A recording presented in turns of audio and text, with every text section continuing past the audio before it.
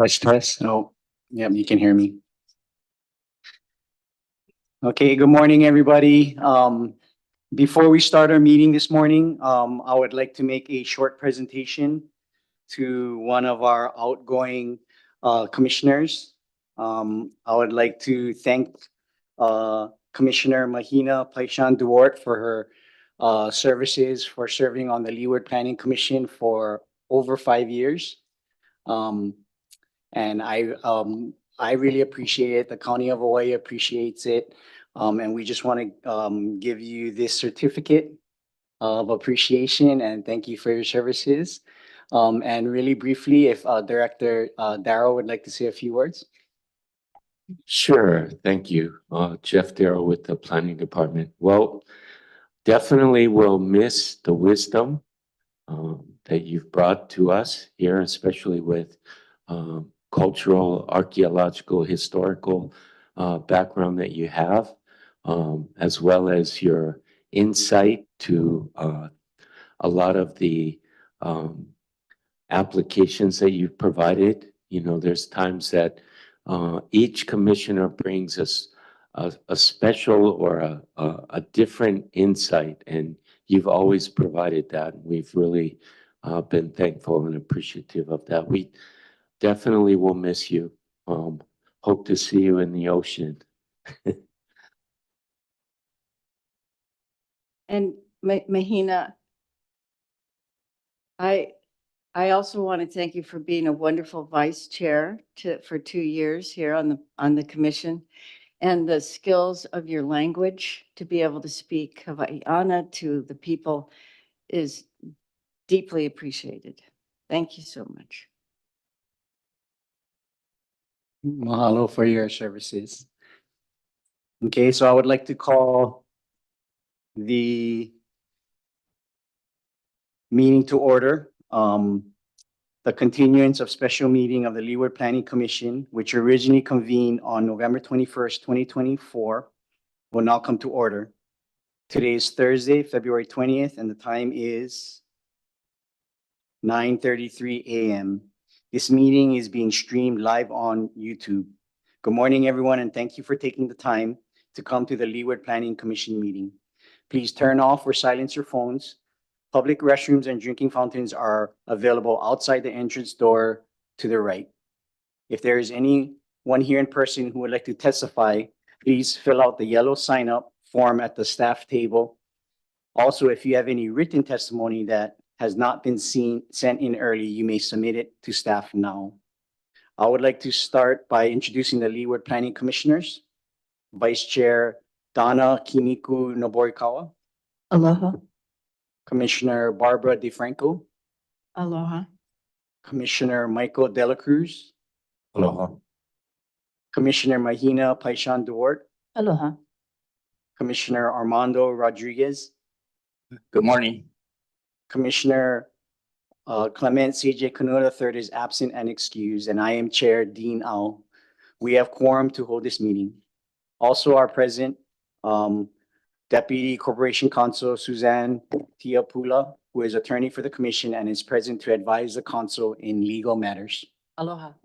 And Planning Director Jeff Darrow is present to advise the commission on planning matters should they have any questions. The Planning Director is representing the Planning Department and is not a member of the commission. Good morning. Commissioners, please confirm that you have had an opportunity to review all the materials related to the agenda being reviewed today. Aye. Aye. All right. Thank you. Please note that each commissioner has verbally confirmed having had an opportunity to review materials related to the agenda items being reviewed today and all submitted testimony. The purpose of this public meeting is to afford all interested persons a reasonable opportunity to comment on the County of Hawaii General Plan 2045, final recommended draft dated July 2024, and for the commission to review the draft plan and provide its recommendations to the County Council by March 21st, 2025. The format of today's meeting will include a presentation by Planning Department staff following the public testimony, and then commissioners may also questions of staff discussions and take action on the draft plan. At its November 21st, 2024 meeting, the commission made a motion to provide a favorable recommendation to the county council on the draft plan. This motion will remain open until the last meeting on the draft plan, allowing commissioners to make subsidiary motions if they want to change a draft plan by adding, deleting, or replacing language. At the last meeting for review of the draft plan, the commission will vote on the main motion to forward its recommendation to the county council. The draft general plan and today's agenda can be found on the Planning Commission website by searching online for Hawaii County Planning Commission or going to the website address posted on the agenda. Okay, so we will start with a presentation by the planning staff. Commissioners, please take note of questions you want to ask staff, since we will reserve our questions until after hearing public testimony. Ms. Morrison and Ms. Hata, please introduce yourself before beginning your presentation.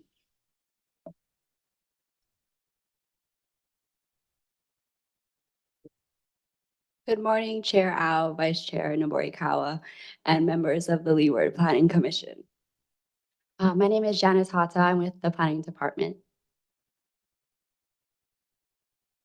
So today we will be going over the last two sections of the final draft general plan, the economy section and the implementation and monitoring chapter. So really the economy section is about the jobs that people have in our community and how their financial well-being is supported.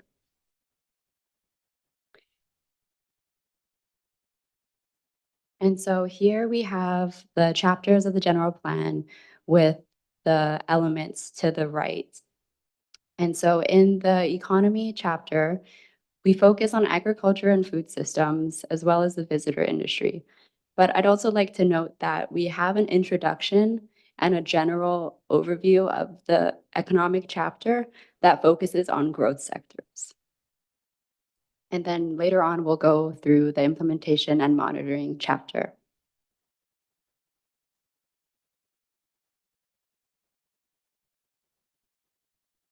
So first off, I'd like to start with why planning for our local economy in the general plan is vital. We can't predict or control economic trends. However, we can create a foundation for sustainable growth and diversification through the general plan.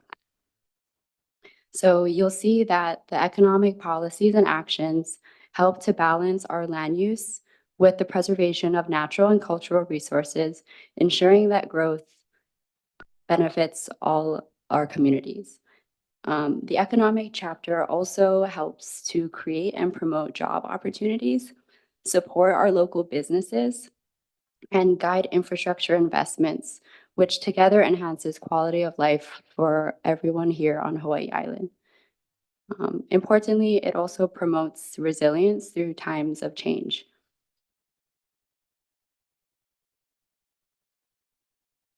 So the first goal in the economy chapter serves as our overarching goal.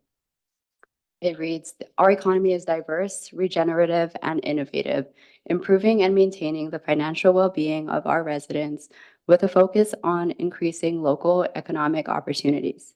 So this goal means that our economy should have a variety of businesses and industries, not relying too much on just one, such as tourism, so that it can stay strong even when times change.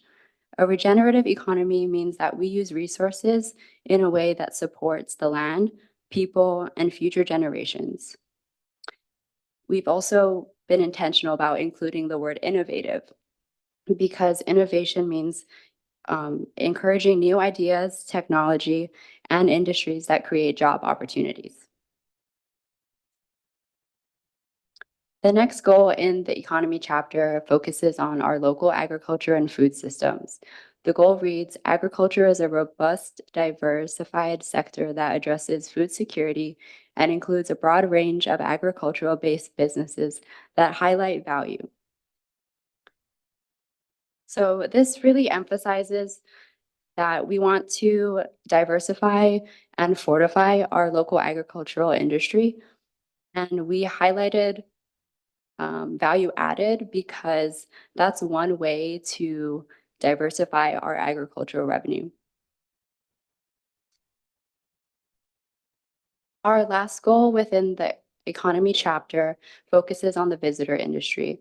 The goal is a high quality of life for residents is maintained when a regenerative visitor industry balances the preservation of natural and cultural resources with responsible visitation. So this goal advocates for regenerative tourism, which is a movement throughout the state of Hawaii to renew our visitor industry to become more balanced with our communities, natural resources, and culture. Essentially, this goal gets at the idea that we want visitors to leave Hawaii Island better than they found it. And so here we have all of the objectives that can be found in the economic chapter. The first three objectives really focus on what I was referring to earlier about growth sectors. These are those general overarching economic objectives that target education, workforce development, and county-led economic revitalization. The next two goals focus more on our local agricultural industry through access to land and improvements to our agricultural infrastructure. And the final two objectives focus on the visitor industry, addressing our visitor industry to balance tourism with community well-being and our natural resources. So the next few slides are examples from each of those objectives and to really show how the objectives, policies, and actions work together. So this first example is under Objective 43, improve access at all levels for education and training. Policy 43.3 sets that vision for a stronger workforce through supporting apprenticeships and workforce training, which ultimately strengthen leadership and entrepreneurial skills and networks. And two related actions you'll see on the right, Action 43B and 43F, are types of actions that can help implement this policy. 43B focuses on expanding county services and programs, and 43F is about maintaining partnerships. Another example under Objective 44, increase the growth and health of small businesses. So a key policy under this objective is Policy 44.2, streamline regulatory processes associated with starting and operating a business. The intent here is to make the regulatory process more efficient so that people have an easier time starting and operating a business. So this is a good example of public-private partnerships that the county can advocate for in the general plan. And a related action to help support this policy is to promote liaison services with the private sector with respect to the county's requirements for establishing businesses on the island. So again, this is another way that the county can be of assistance to our local businesses to help facilitate that process and make it easier for them.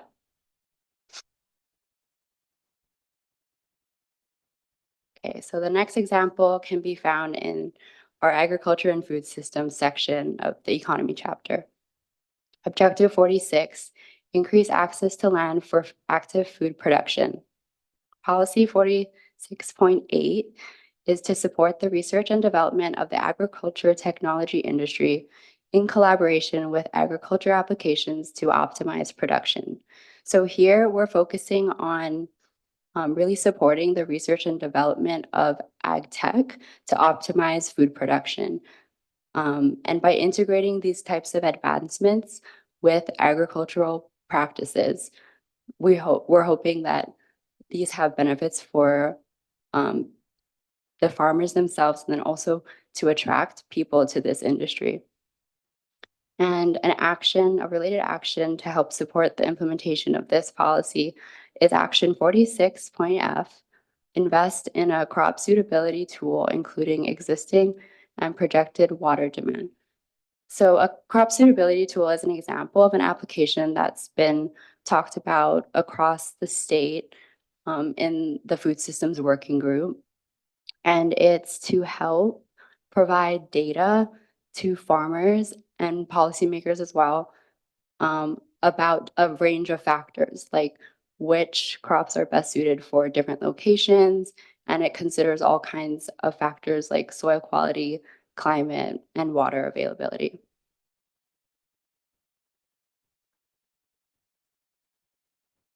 And one last example is from the visitor industry. Objective 49 is to increase authentic Hawaii Island visitor experiences. So policy 49.2 states that strengthening the accessibility of creative industries and Hawaii Island made products such as fashion, food, and the arts to the visitor industry. And there's a handful of actions here that help support the implementation of this policy. So you'll see that action 49.d focuses on streamlining processes for community-based events and festivals. 49.d is about funding. So we want to keep seeking funding from the state so that we can help support the infrastructure needed to hold such events. And 49E is about providing technical support to those local businesses so that they can promote and further their products in the visitor industry. And so now Bethany will be talking about implementation and monitoring. Thank you, Janice. Aloha, good morning. Bethany Morrison with the Planning Department. I will be reviewing the implementation and monitoring chapter for this general plan. And just want to highlight that implementation really requires this systemic understanding, decisive leadership, and unprecedented collaboration to make sure that we are implementing the plan once adopted.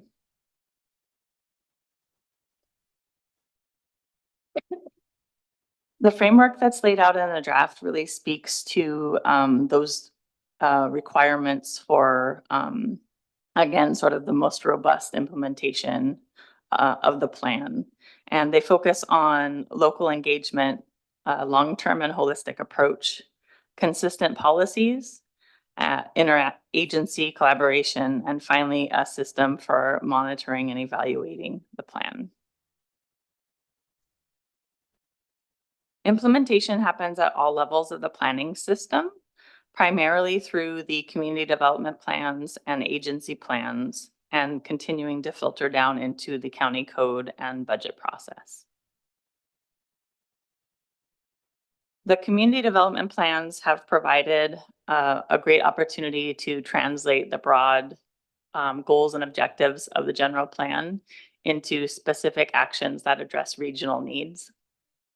They help to improve and advance community resilience, and they provide a very powerful opportunity for citizens to engage in civic dialogue and discussion when identifying the community priorities.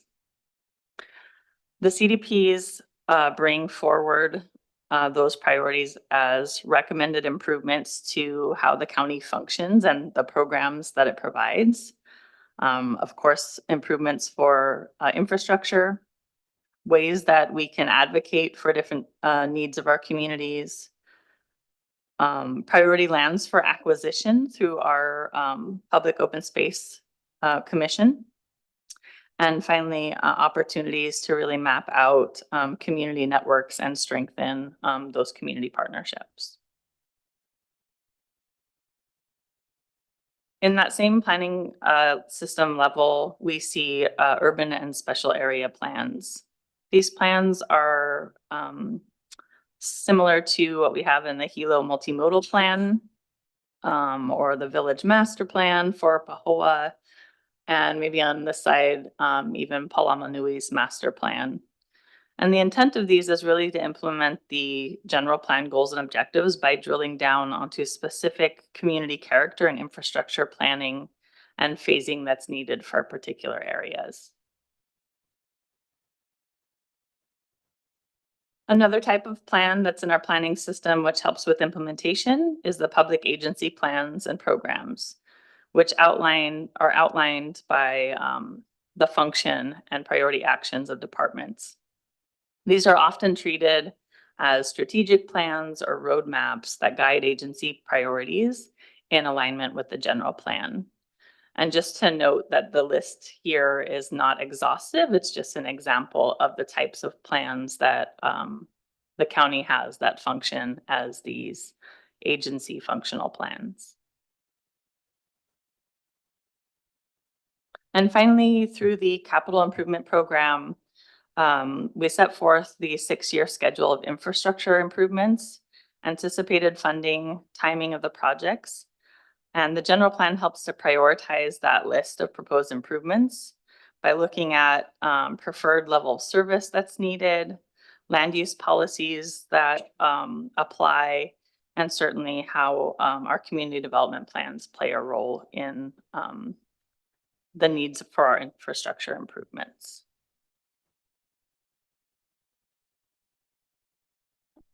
Implementation in this draft is provided in phasing, which is new to our general plan program. And these phases are provided in 5-year increments that build upon the work completed in the previous phases. The first phase is the consistency phase that really requires a hard look at our policy and planning framework to ensure consistency with the adopted general plan. So as many of you know, the planning department has initiated a look at our zoning code. And so once this general plan is adopted, any zoning code amendments will then be adopted to be consistent with this general plan. And the same is true for future code amendments through this phasing. It also requires us to take a hard look at our community development plans, our capital improvement program, all of those processes to be sure that they are consistent and also implementing the general plan. The second phase then starts to look at updates to those systems, such as the community development plans, any capital improvement program updates we want to make, and also a review of our county's organizational structure to make sure, again, that there's alignment to be able to implement the general plan. And then the final sort of third and fourth phases really begin to get ready for what might be the next comprehensive review of the general plan. So they will be implementation through our land use and infrastructure decisions. And then again, starting to take a hard look at sort of where we are in implementation, where we are at our monitoring and evaluation, and then what's needed moving forward, which brings us at the end of these 4 phases to 2045. And then finally, the monitoring and evaluation section of this chapter is something that's brand new. It doesn't exist in our current general plan, but it's really needed to help understand and increase transparency about our progress and on the intended outcomes of this plan. It uses indicators to monitor our efforts towards the more broad goals and objectives. And one example indicator that we can monitor is the amount of native habitat coverage. So if we're starting to see a decrease in native habitat coverage over time, that may indicate that we need to shift some policy or actions to better target our native habitat objective.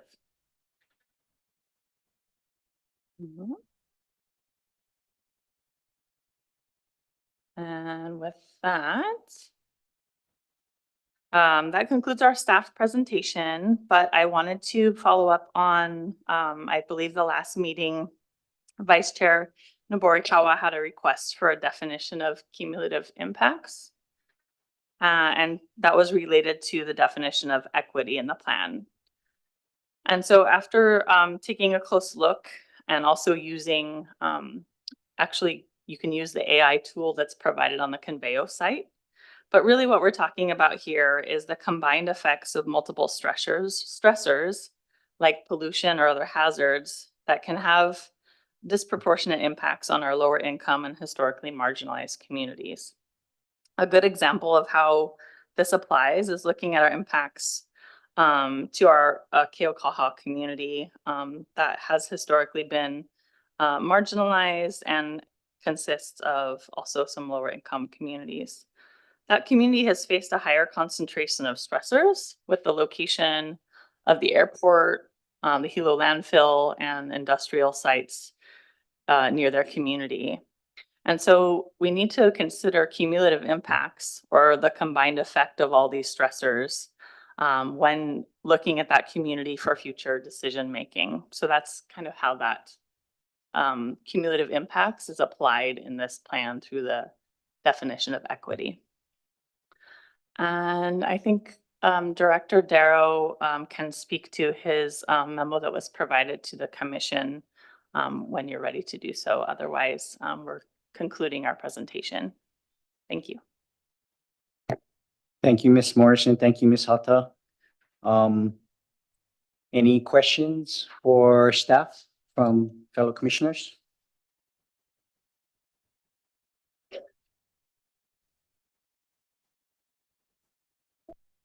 Go ahead, Vice Chair Naborikawa. Mahalo, Ms. Morrison and Ms. Hata, for your presentation. And thank you for coming up with that definition for cumulative impacts. So I have a question about the difference in the terms standards, guidelines, and indicators. I wanted to find out how they are used in this document.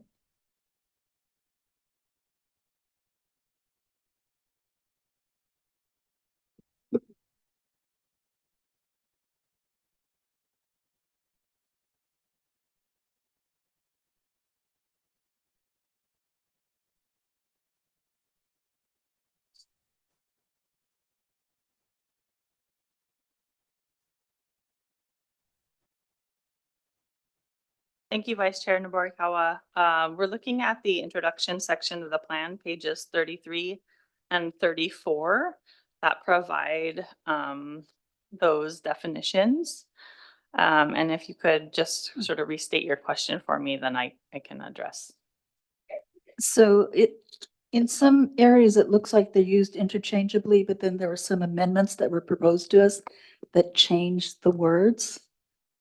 I think it was from guidelines to standards, and in another area from standards to guidelines or something like that. It was a little confusing when I read that. Understood. Thank you for that question. So when we look to the definition of guideline, I believe that was a definition that we pulled from the American Planning Association. And that really sets the sort of course of action to address areas. And so it's a general guideline, typically, just to give a direction for course of action that needs to be taken. Mm-hmm. Versus the standard, which comes from, I believe, coming from HRS, which is really a little bit more of a regulatory measure that provides definition, meaning, interpretation about how we're measuring a policy.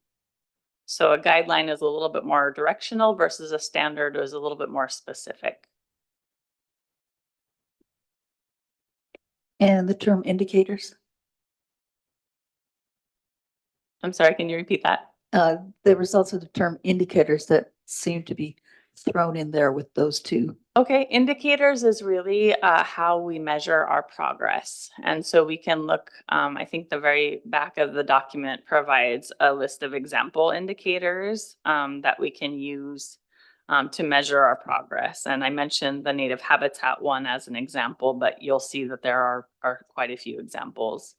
And again, these are things that indicate whether we are progressing towards implementation the way that we want to, or if we need to change direction in order to address implementation.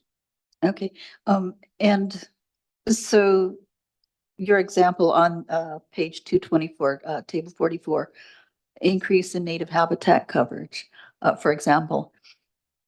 I'm not seeing anywhere that says what the increase is going to be if you're trying to measure it.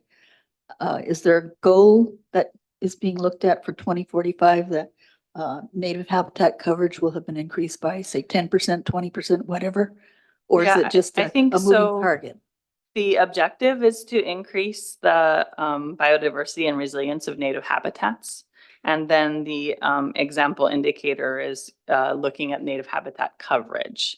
There is no like specific percentage amount that's been included in this. Okay, so there's no performance standard as to But what I think the it's county's just, trying to reach. is it getting better or not, is whether it's increasing or not is. So the it's standard more here. subjective than objective then? It would be objective because there are studies that monitor and measure our native habitat Okay. coverage. And so we can compare over time whether there's been an increase to that coverage or not. Okay, but it's not, the plan does not have any things in it to actually have a target that's being looked at, like by 20%, increase it by 20%. No, there's no not that targets. specificity. Okay. Thank you. Chair, Go ahead, Commissioner Paishan Dewar. thank you. Thank you for kicking us off, Vice Chair Nobori Kawa. So I have two areas of questions. And thank you again for your folks' presentation. This is around the implementation framework. So the first question is actually building off of the community of impact definition. My first question is, I referred to the glossary, will the community of impact definition that you just read be included into the glossary? It has not been included at this time. That's up for I don't discussion. see it currently. No, it has not been included. Oh, thank you for the response. Will you be including a cumulative impact definition? I think that's up to sort of how Sure. recommendations Thank roll you. out. Yeah. Thank you. So thank you. And in my time here on the commission, and just giving a little context, which will lead to the question, is we look at different proposals in silos, but not necessarily as a whole, looking at the whole cumulative impact. So my question is, are you considering a little bit of a broader, a more comprehensive definition? You spoke to the stressors, right? To mitigate negative impact. Will there be will you be able to expand maybe a definition that will look at net benefit, right? Positive, because we're trying to guide our actions towards positive cumulative effect, rather than negative, I think. So, would that be a possibility to be able to broaden your current cumulative impact definition?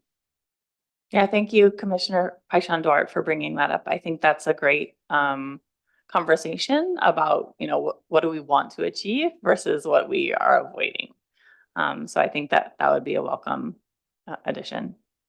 Thank you. And then again, on a follow-up question to cumulative impact. Can you help us understand where a cumulative impact definition, whatever definition is, actually lands here if we, as a commission, decide to bring that forth? Where would it be applied in the GP? So again, right now, it only exists in the definition of equity.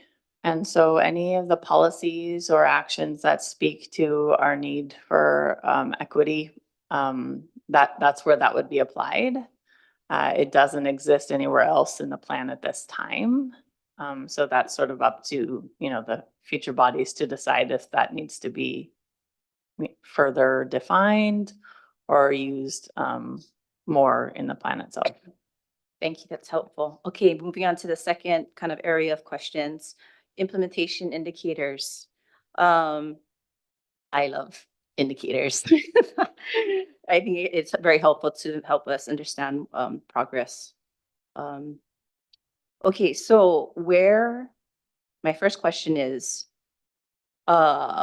indicators, are you going to be utilizing the functional plans to further define the targets? I'm trying to understand big picture, how the general plan is then going to inform the functional plans, and then to further define performance indicators. Yes, thank you for that. And so, yes, as you get further down the planning system into our community development plans, our urban or special area plans, or our functional plans, again, those act more like strategic plans for those purposes. And so you will end up with, and it could be depending on sort of which indicators you're looking at. Maybe I'll use transportation as an example. So as our mass transit agency is doing their updates to their plans, there's a indicator that's talking about increasing mass transit ridership. And so they might say they want to increase ridership 50% in their plan. In our plan here, it's just giving us an indicator, but they might get more specific through their planning effort. Okay, thank you. So, next question is, do we have a framework for determining when impact indicators will be reviewed? When it'll be reviewed? What's the process for describing whether we've met or we're on target, we're not on target, and everything in between? And then what is the process? My concern is, and I'm just trying to figure out what is the process. My concern is you create static measures, but you're learning along the way, you make adjustments. What is the process for adjusting and adapting your indicators as more data comes in through CDPs, through functional plans, through conversations at the commission, through testimony from the public? So what is the plan to adapt and revise the indicators when it makes sense? Thank you for that. And I just want to highlight that what we have listed are example indicators for that purpose, that they're not meant to be the exhaustive list or the specific list of those indicators, but to give us ideas of how we will measure.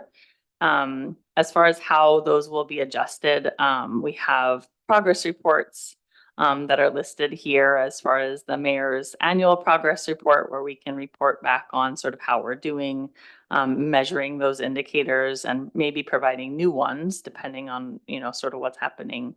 And then there's the 5-year implementation status report that really gets into the nuts and bolts of how are we doing on the list of actions that's being proposed and where are we on the indicators. Thank you.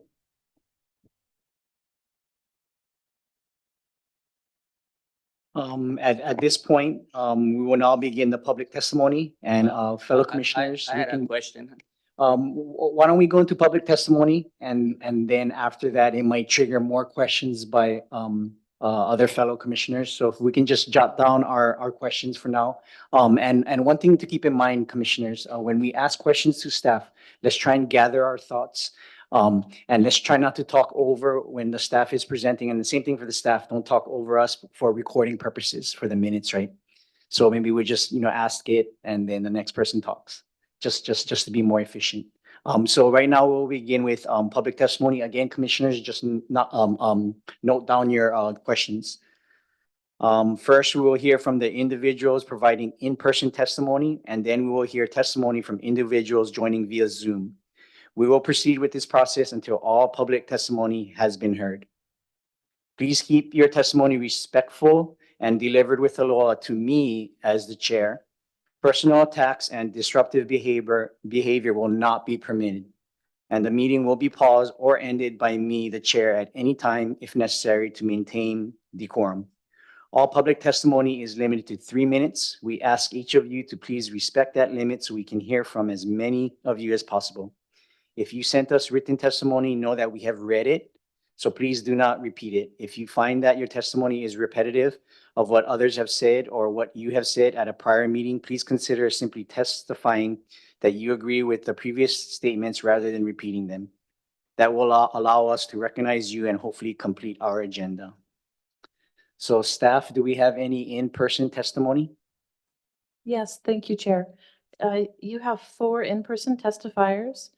The first testifier is Laura Kahulanu, to be followed by Josephine Kiliipio. Please come to the testifier table so that you both may be sworn in to testify.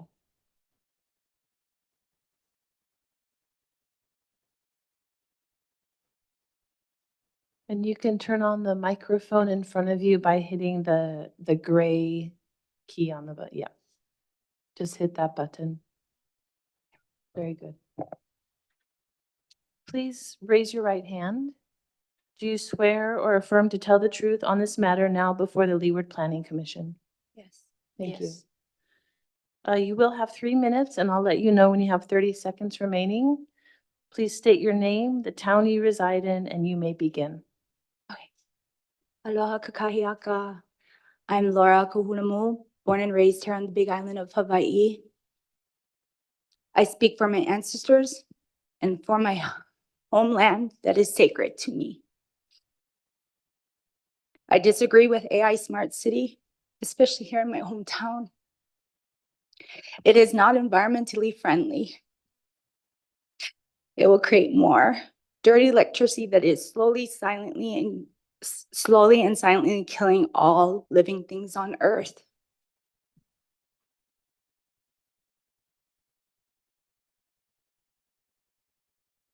Kalamai. It will take more of our rights and privacy away. It is not natural. Sorry, I'm very connected to my ancestors and the land and people. I'm very sorry. Excuse me. Adding more problems is not the solution. Restoring and preservation needs to happen before it is too late. This needed to happen a long time ago. It is possible. And all I care about is my future and my children's future. AI is great if you want AI. But here in Hawaii, it was not meant for AI. We can fix the solution by doing other things that my Hawaiian ancestors did. Maybe not exactly, but we can add some modern technology and modern things to it and help it. What we need to do is stop the poisoning, pesticides and herbicides, try to restore and preserve everything. The destruction needs to stop now, of the destruction of the land and the people. You can help by listening to the people. To me, building the smart city is not pono. Instead of supporting the smart city, please support the people, the Native Hawaiians and the people that believe and have the heart to help save this place. Without Hawaiian people and the people that have the heart to live here, this wouldn't be Hawaii. This is Hawaii. This is not a communist country. This is not China. This is not like the other cities. If they want to do smart cities, fine, but this is different. This is Hawaii. I am almost going to be 50 years old, and I've seen the changes that happen over the years, and it breaks my heart. And I teach my kids what I can that I've remembered growing up doing, and it's different in my household. And that's the only You have place I can 30 do and make a seconds left. change. Anyways, please support the people. We need more sustainability. That's what we need, because if the ship and boat don't come, we starve, and many more other problems will arise. So please, please just listen to the people that really, really see the changes and understand what can happen on a spiritual level and in physical realm, I guess. Mahalo. Thank you for your testimony. Thank you very much. You can go ahead, ma'am. Please state your name and where you reside. My name is Josephine Kili'ipio, and I'm from Kailua Kona. And I guess I was looking through this general plan document and came across the definition for ahupua, and I realized it's just a glossary and you're defining the word. But I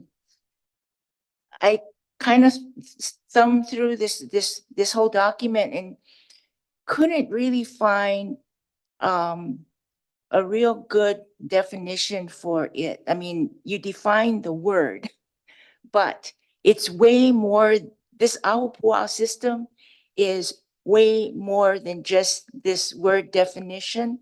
And I was wondering if a chapter could be written about it, because that land use system is what Hawaiians have used for generations, for hundreds of years to sustain itself without depending on any foreign food. Okay, they grew their own food. Right here in the islands, we didn't have to depend on the ships coming in, Costco, all of that stuff, all the big boxes and everything. And now we find that where if the ships stop coming in, we're done in 2 weeks. You know, the shelves are bare. You know, we only have produce 20% of our food to sustain us here. What happened? What happened when our ancestors could sustain themselves 100%, not 20%, 100%. Anyway, something's missing from what Ahupua'a is, and to me, that should be our guiding light in this whole book. You know, this whole book, that's where it should be. You know, and also I'm kind of wondering which of your planners have actually experienced in Ahupua'a set up a system.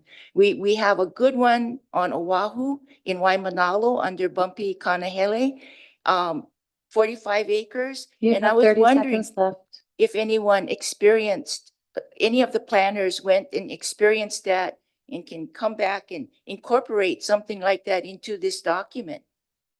I'm curious about that. And because, you know, Hawaii is like Puerto Rico, okay? Puerto Rico used to be sustaining itself until the United States destroyed everything, okay? This is not good.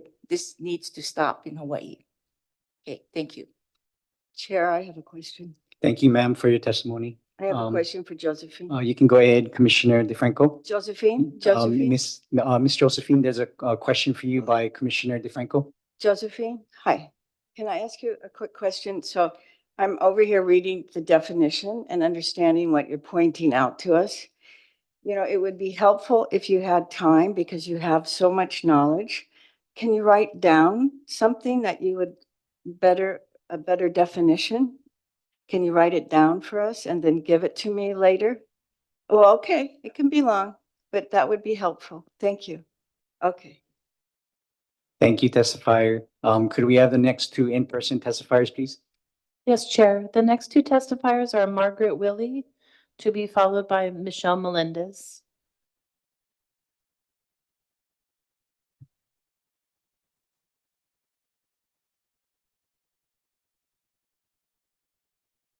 Please turn on your microphones and raise your right hand.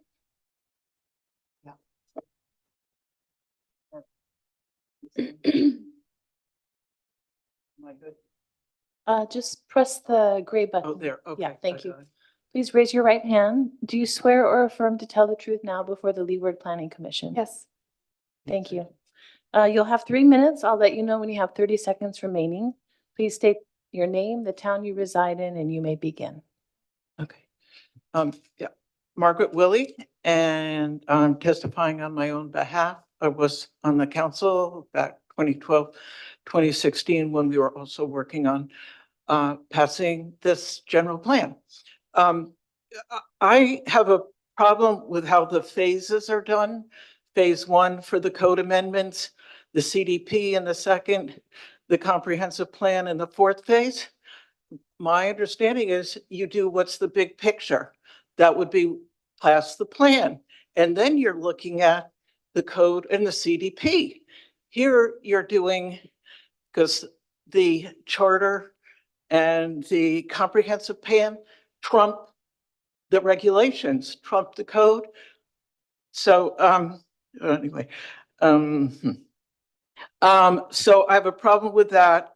I also want to bring up about just the public trust doctrine, and to the extent that that's integrated, that's in the charter. I worked on getting that. And basically that you are beholden, we are beholden to future generations as well as to the current generations. and protecting the environment and the culture. So just another big picture issue as Niahupuaha. And the same thing with the public trust lands. You read that and what was decided there, and avoiding corporate privatization, which is happening across the state. And that was not the intent and is not the law as I see it. And just public trust generally, at least in the South Kohala CDP, and the whole idea, providing as much availability for public testimony and maybe in sort of more bite-sized pieces as we go along. Just on the economic issues, I think there's immediate need for the county's self-reflection. You look at it with the delays in the permitting system. Mauna Kea had a 6-month delay, largely because of delays in permitting. You know, there are just some things that need immediately done. Another example would be caring for county employees, say with workers' comp. The way it's outsourced to lawyers that treat it as a very adversarial system, and the employees that may still want to work for the county are basically knocked out, as well as the doctors, masseuses. Lawyers do not want to take those cases because it's so adversarial and very, it's always the employee. You the have ill 30 employee seconds who left. works out, loses. Anyway, that's what I have for today. Thank you. Thank you, Ms. Lee. Please state your name, next testifier, and where you reside. Michelle Melinda, South Dakota. The last meeting here, there was a man that testified that an urban development on the urban land use on the map was accidentally changed to conservation. That is so huge, you guys. That is a huge mistake. That needs to pause this plan, because what other areas on the map are a mistake that changes urban development to a conservation? The general plan manager admitted to that. You have had people here for now 6 to 8 months, I don't even know how long it is, that have been crying to you, that are angry. There's been people that have had letters that state that their residential land use is going to change to recreation, which lowers their property value. We're supposed to believe that locals helped create this. There's no local on the planet Earth that would want anybody's land use to lower because of a general plan like this. Hawaii homelands isn't even in this plan. Like, this plan has so many holes in it. People who go to the planning department with plans to change or to add something onto their plan, their land will be inventoried for possible acquisition. That's in this plan. This plan, and Chair, the last meeting, you are actually asked, do you guys really have any power? And your exact words were, no, not really. That's not true. You're sitting in a seat that represents the people, and the people for the past 8 months have been telling you, do not recommend this plan go through. That's what we've been saying. 2 people have said, yeah, we want this plan. And each one of them had one thing that they would benefit from this plan. That's it.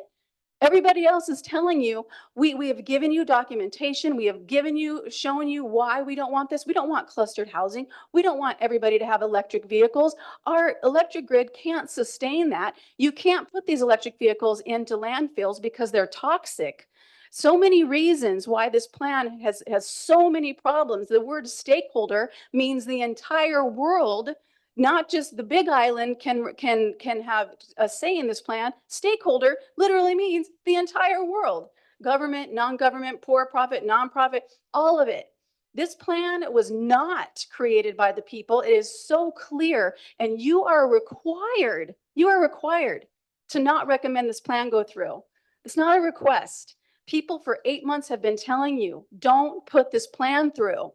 If you put this plan through, you are bringing in 30 seconds fascism. left. You are bringing in so many things. You are turning most of the Big Island into conservation. They want natural land where no people can go on. What Hawaiian would want that? So this is not a request, this is a requirement for one of you to motion this plan not go through, somebody to second it, and all of you to say aye. Because that is your seat, is the seat of the people. It's not yours, it's ours. And we have been telling you for 8 months why. And also you wanted to know about the Apua'a. We gave you Your a 3 whole minutes are finished. documentation called Thank you for your Ag testimony. Village. Thank you, Called Ms. Ag Melendez. Village. Thank Please you, look Ms. at that, Melendez, Barbara. for your Ag testimony. Village. That we gave that to you by Steve Shropshire. Thank you, Ms. Melendez. We have heard you, so thank you very much for your I testimony. don't want you to hear me. I want you to take action. Can I There's a please have difference. the Zoom testifiers? If there's no in-person testifiers, we'll move on to the Zoom, please. Aloha, Chair. We have 3 Zoom testifiers. The first testifier is Chuck Flaherty. Can you unmute yourself and turn on your camera?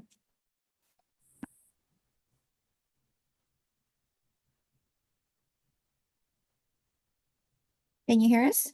Yes, I believe you have to turn on your side of the camera. Oh, the camera is on. Oh, you can see me. Yes. Can you Okay. raise your right hand Yes, so we can swear you in? All right. Do you swear or affirm to tell the truth on this matter and now before the Leeward Planning Commission? I do. You will have 3 minutes and I will let you know when 30 seconds remain. State your name, the town you reside in, and you may begin. Thank you. My name is Chuck Flaherty. I reside in the Apua'a of Ka'avalua. First, I am testifying on behalf of the Hawaii Island Na'alehele Advisory Council. There are 2 apologies. The first is apology to Chair Au. The letter that was submitted on Tuesday was addressed to Chair DeFranco, and of course, that was the previous session, so apologies for that. Also apologizing that it was submitted on Tuesday and not on Monday. The Na'alehele Advisory Council is responding to the Commission's request to provide advice and assistance in this very difficult process and most important of probably function of the planning councils. The testimony that was provided gives a brief background of the Na'alehele Advisory Council, the related county code. It also provides the review that the council conducted during its February 12th, 2025 meeting, and directs you to 4 different appendices. Each of the current general plan, the draft general plan 2040, draft general plan 2045, and the excuse me, the Alakakai National Trail Memorandum of Understanding.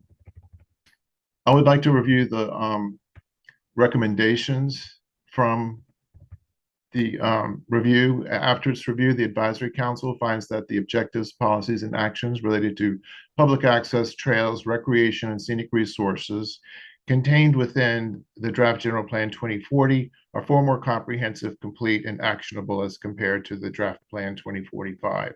In addition, the Advisory Council finds that the policies and actions in the Draft General Plan 2040 better identify relevant laws, rules, regulations, public involvement, and collaboration between the county and other agencies, including the Advisory Council, as they relate to public access, trails, recreation, and scenic resources. That it better assures implementation of the general plan as it relates to these items, and it contains a scenic resources protection programs and strategies that resulting from the Hawaii County Scenic Resources Inventory and Mapping Project, which was specifically prepared and completed for this comprehensive review process. For instance, the following actions in Draft General Plan 2040 are not in 2045. Action 4.52, actively implement 30 seconds. Alakakai. Okay, well, there's a lot of very good information. A lot of time and work and effort was put into this. I hope that you've all had time to review this. I'd be happy to answer any questions on behalf of the Na'alehele Advisory Council. Thank you very much. Thank you, Mr. Flaherty. Commissioner DeFranco has a question for you, Mr. Flaherty. Yes, sir. Hi. Hi, Chucky. You know, Hi, Barbara. I thought also that the Sierra Club would find these very useful, what was written up and submitted. It was submitted to us, I think we read it on Tuesday. There's a lot of information in here. appreciate very much the information that you've supplied us with. Thank you. And in a question, I was just trying to reference, because there's a lot of references to numbers in here of where you got it from and where it went to. And I was having a little bit of a hard time following it, because you go between the 2045 and the 2020, and then you also reference the Alahele papers that were also written, plan that was also written up about this. So when you're referencing things like when you go into your actions and you're saying like action 4.52 and you're referencing things, are you referencing the 2045 or what are you referencing there? What am I looking at? Thank you very much. You're correct. That's not clear. It is from the draft general plan 2040, the specific actions that are listed and they are not addressed in the general plan 2045. Right. Okay. And the appendix A actually contains the language from 2040 that the Na'alahele Advisory Council is recommending. The Sierra Club has not yet had a chance to, the executive committee has not had a chance to review this. So I can't speak for them at this particular point in time, but I will bring that up and see if I can't get a representation to the commission on that.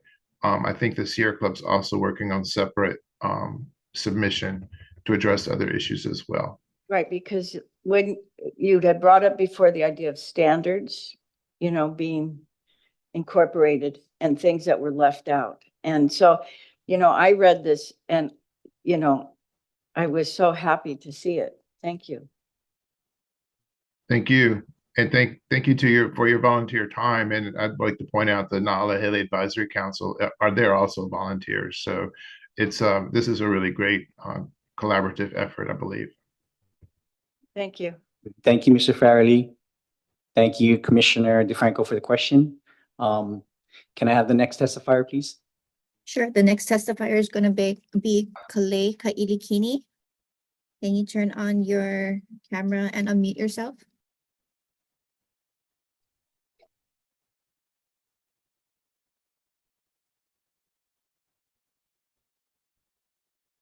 I'm trying to turn on my camera. Okay.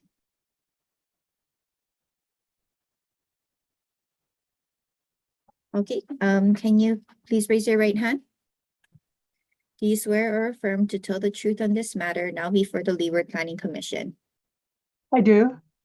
You will have 3 minutes and I will let you know when 30 seconds remain. State your name, the town you reside in, and you may begin. Aloha, my name is Kalei Ka'ilikini. I'm from Hilo. I represent myself and my family. And so as I begin, and this morning, I want to let you know that I am absolutely against General Plan 2045. It is from the United Nations. It's now called Agenda 2030. And it is their plan. It's an action plan. And they want to inventory and control all of the lands, all of the water, plants, minerals, animals, construction, information, means of production, energy, education, all of us, human beings. And so a little bit of background. In 1920, John D. Rockefeller gave $2 million to transfer the League of Nations to become the United Nations. December 1946, John Rockefeller gifted $8,515,000 to buy the property and erect the building, the United Nations in New York. That's a background. You can go to connecttheagenda.com for more information. So again, Chapter 2, Biocultural Stewardship. No Native Hawaiian cultural expert or expertise is included. Why is that? Climate change. There's no dangers to climate change, but there are imminent dangers from weather modifications or weather machines or geoengineering. That technology has existed and been in use since the 1960s. You can look it up, the statistics of more hurricanes, tsunamis, earthquakes. It's happening. Rainwater, water catchments is going to be taxed by our government. I cannot understand or fathom that the government can tax God's water. What is the next thing that they're going to tax? Oxygen? Why? Okay, now stakeholders. Let's come to this word stakeholders, because that's crucial. Stakeholders to me is the example goes back to it's bad because it goes back to January 1778 when Captain Cook arrived to Hawaii, Kona. He was a stakeholder. What happened when he arrived? Well, after he arrived in January 1893, the Queen was overthrown and Hawaii was stolen You by have the 30 seconds stakeholders. left. By the stakeholders. So that's the reason why the stakeholders is a bad word. So I would recommend that the commissions and our county council members, in order to stop the lying, do not approve the general plan 2045. It is bad, it is heavy, and it shouldn't be done to the Native Hawaiians.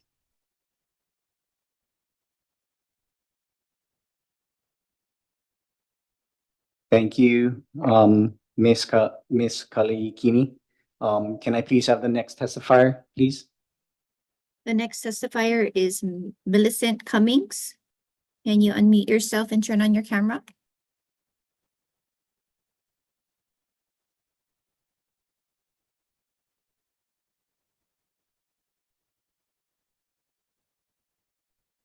Hi, can you hear us? I can. Can you hear me? Aloha. Yes, let me go ahead and swear you in. Please raise your right hand. Do you swear or affirm to tell the truth on this matter now before the Leeward County Commission? Of course. You will have 3 minutes and I will let you know when 30 seconds remain. State your name, the town you reside in, and you may begin. Thank you. And aloha to everyone. My name is Millicent Cummings from Hilo. I wrote this morning. I'm going to try to wrap it out in 3 minutes. I raise my right hand again under duress, as I have been told by you that my constitutionally protected right to speak would be withheld if I don't. I have always spoken respectfully and have always told the truth, and your requirements are disrespectful and unacceptable. You don't have the power to order us to raise our right hand or our left foot, and this is not a court of law. It is, in fact, the plan and its motives that are on the stand. Equally egregious is the fact that the public testimony meetings continue to be scheduled when most of us are at work, thereby silencing most of the public's ability to speak about the plan. These and other violations of the Sunshine Law peppered throughout both the plan and the process run contrary to the stated objective of gathering public testimony to educate yourselves on the content of the plan and to understand and incorporate the understanding of what the public does in fact want. It also destabilizes the public's trust of the plan, the process, and also the individuals responsible for said obstacles. There is a rapidly growing number of people who interpret these violations as a method by which our voices are being, and wise counsel, are being traded for the dictates of unelected officials from the United Nations, the World Economic Forum, and the World Health Organizations, other organizations and undisclosed so-called stakeholders as well. For any plan to proceed when 99% of the thousands of written and oral testimonies gathered thus far have been articulately opposed to it for verifiably valid reasons, it is unacceptable and insulting in an allegedly representative government. I share the well-researched opinion of these and many more thousands of people that both the plan and the process by which it continues to proceed is illegitimate. We wholeheartedly reject this plan and its proposed requirement for all county departments to collaborate with the new County Office of Sustainability, Climate Equity, and Resilience as the lead agency to ensure the integration of the county's goals of sustainability, climate resilience, and equity into all county operations and planning initiatives, rendering the powers we have granted our elected representatives null and void. Respectfully, we shall not consent to the approval of any document at any time drafted by any individual, planning commission, or international agency that runs contrary to constitutional law and protected rights, freedoms, and protections therein, that the general plan would compromise the authors of the plan, those who would approve the plan, and the plan itself are all beholden to the rule of law. The approval of this plan would be in full breach of the public trust and will not be tolerated. We're really tired of being insulted.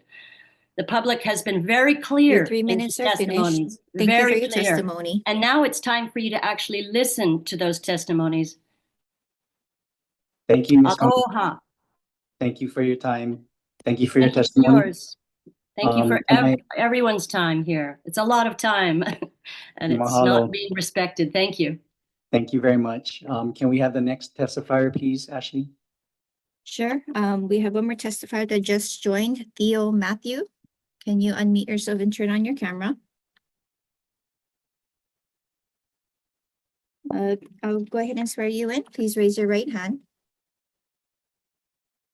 Do you swear or affirm to tell the truth on this matter now before the Leeward Planning Commission? Yes, I do. You will have 3 minutes and I'll let you know when 30 seconds remain. State your name, the town you reside in, and you may begin. Thank you for this opportunity to give testimony today. And I truly hope that this commission can hear this wholeheartedly and know that many concerned citizens are very, very aware of this plan. And I do not believe that there is anything sustainable about it. All of the different elements that are at play here are all leading to one thing. And it seems as though the hearing that we are here for is not being heard by the commission or the public. And I beg of you to please go through the testimonies, realize that the public that lives here in Hawaii, like me, really truly want something different and not something that has been placed upon us by an outward commission of unelected officials, such as OSER. What then are we going to see with our keiki? And when we lose control of that which natively all the Native Hawaiians have always had access to their water, to the land, and to the abundance that this state and this way has always provided. Why do we want to regulate water? Why is it unnecessary?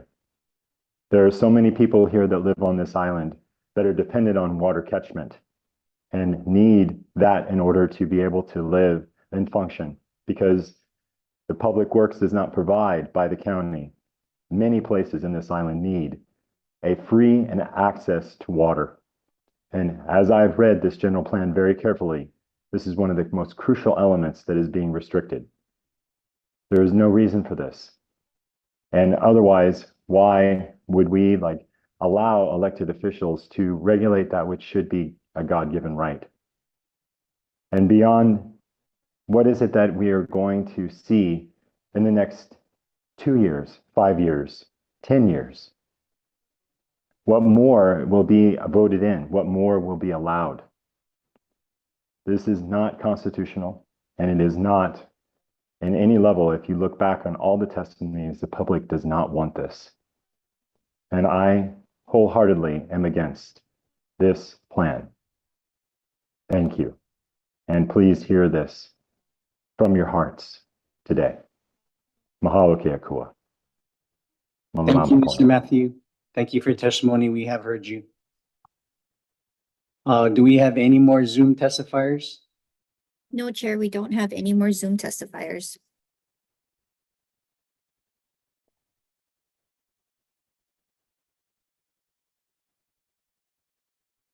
Okay, at this time, we are gonna go ahead and close the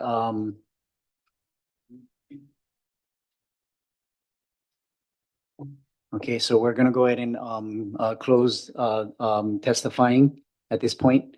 Can we please have staff come to the table? And I believe our fellow commissioners will have questions, and we may have lots of questions. So again, commissioners, let's gather our thoughts.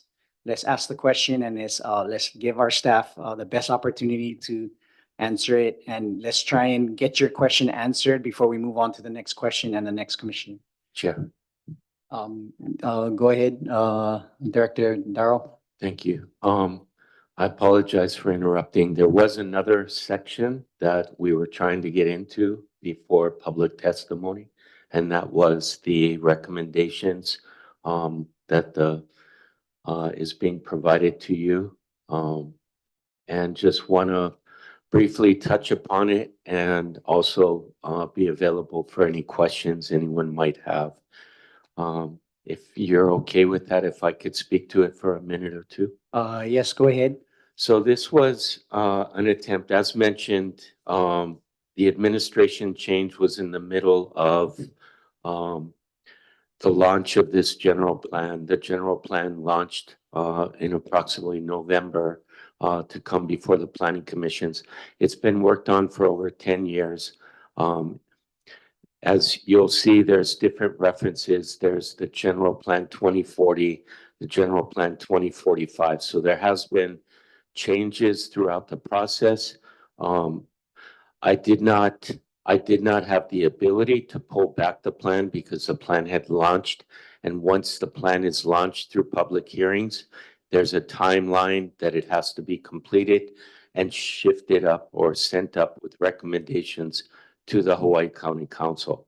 So what I did do is go through the plan and make some recommendations. I did not change the plan. I just provided recommendations to both commissions that if recommended to pass, could be forwarded up to the county council to consider as part of the amendments of the overall general plan. In the first part of the memorandum submitted to you on February 18th, there is the written portion of the document and changes recommended. Most of them are not significant. Some of them are cleanup. Some of them are taking into consideration some of the recommendations that had been mentioned at the planning commissions in regards to definitions or deletions of certain references. There was additions that were recommended in the previous general plan or the current general plan that were not added in this particular plan. For example, on page 1, you'll see the new actions regarding the scenic corridor program and implementation of what we call the elite drive now from Keauhou to Kealakekua. That was in the previous plan. They called it the Mamalohoa Bypass Highway. It's been renamed, my understanding, to Elite Drive. But we want to be able to add that section through the scenic corridor program, which is within the zoning code, to be able to preserve the visual impacts to that area, as well as commercial activity and access along that corridor, as well as the corridor between along Oconee Puli Highway between Kauai and Pauka'a. So those are, we also added some other areas. A lot of changes were focused more in the land use area where, taking a fresh look at it, it seemed that, to be able to make it easier to understand and to be more in line with what we were trying to achieve in this administration was to try to tone back some of the suggestions in this one. For an example, if you look at on page 2, low density urban, there was a recommendation to include light industrial commercial uses within low density urban. That we thought, we looked at that again, and that really is more appropriate in an industrial or a high density or even a medium density designation versus a low density designation where we want to see more residential uses. There is the allowance for small commercial in those particular areas where you'll see neighborhood stores and those kind of things. What we did too is take out the reference to the density identifications, like how many units are typically allowed in this section. With all the changes that are happening with density these days, a good example is accessory dwelling units. It's hard to put a density limit or an identification in an area. So we're removing that, but we're putting in the compatible zonings, and the density is identified through the zoning. So as those zonings are identified through changes zones or even current zoning, it will itself identify what the density unit is for that particular area. There were, again, we had looked at comments that had come in. We had made changes. If you have any questions regarding those, one of the questions that was brought up earlier was the issue of standards and guidelines. You know, this question has come up. The law says we have to include standards, which we do, but we didn't want to make it so specific that it had to be this, you have to do it this way. So what we did was we made it a little flexible where we have standard guidelines. So these are the standards and these are the guidelines for these standards. So it provides flexibility. Before, it just identified it as guidelines, but they were really our standards. But we wanted to make it clear that that's what it is. It's standards, but it's a guideline for those standards. So it's a little confusing, but we felt like that would provide a little bit more clarity as far as what those tables are in reference to. You will see specific tables that say standards because it's very specific. Others in these tables that you'll see, like on page 9, page 8, page 7, these are guidelines. So you have some flexibility there. It's not so specific that it says you have to be this size or you have to be, it gives a little bit of flexibility there. And it identifies the different zoning, compatible zonings as well. When we get into the land use maps is where we made a bit more significant changes. And we identified, want to thank our staff, both Bethany and Janice, spending a lot of time with myself on these, really reviewing, going through the entire island, looking at every specific area with the current general plan, the proposed general plan, and what the current zoning, because the zoning has a lot to do with it.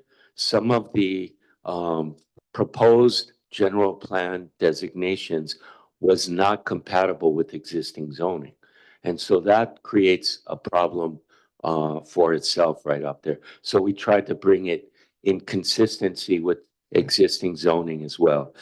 We also are aware of activities that are going on around the island and making sure that, you know, with those understandings of projects that are being proposed or directions that are happening with particular areas, we tried to bring that into the plan.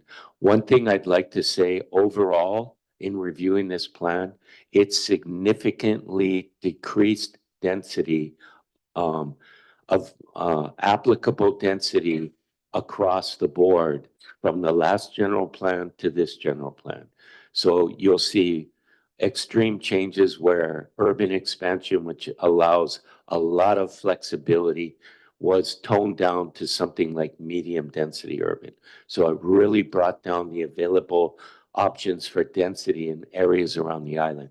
That is across the board. As I was reviewing this, I was very impressed by that significant move to tone down the options around the island for increased density. So, and then hopefully with the changes that you see, except a few, that we even did further tone down. Some areas we had to adjust specifically because of, again, existing zoning. When you decrease the general plan over a zoning that already is beyond that general plan designation, it is it's inconsistent at that point. But I'm available for questions. If you have any questions regarding any of these, I'm available to answer. Chair. Thank you, Director Darrow. So right now, what we're going to do is we're going to move on to questions. So the first question that we're going to have is Commissioner DeFranco. Yes, this is just looking at the maps that you've redone and wanting to speak specifically because the CDP here in Kona asked about the Hokulea project and made recommendations. And so when we're looking at these maps that says Hokulea proposed land use changes, you have 1, 2, 3, 4. Can you just go over those? Sure. What page is that, please? It's at the end of your maps. So At the end. it's sort of a few from the end of the map section.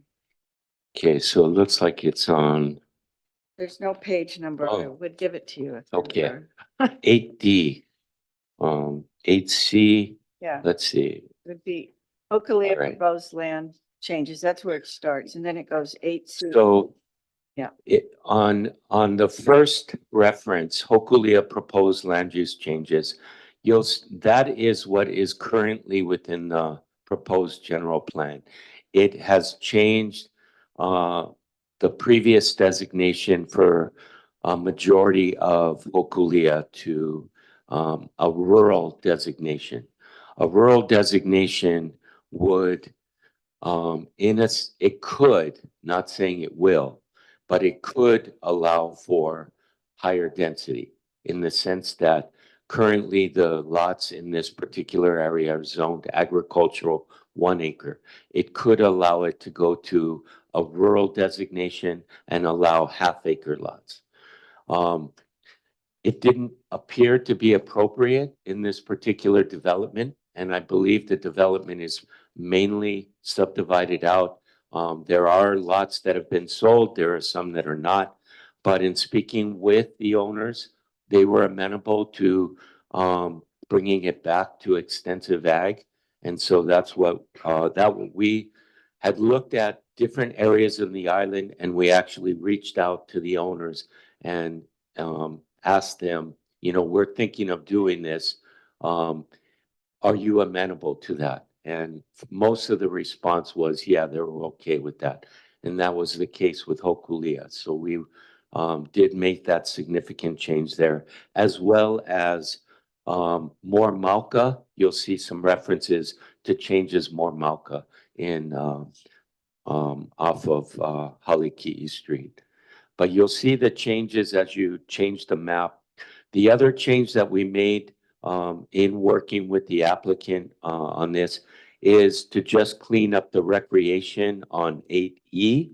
And that was specific to the golf clubs that they have there and the golf course. It was more appropriate to be in a recreation type designation.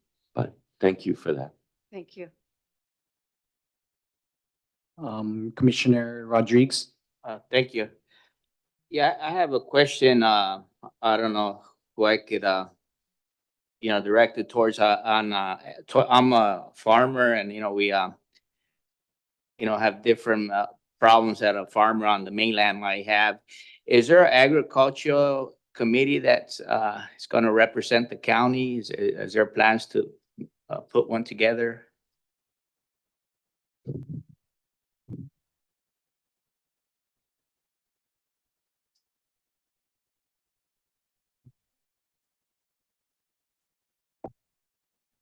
Thank you for the question. I believe, so for the agricultural section of the economy chapter, we worked very much with the Department of Research and Development.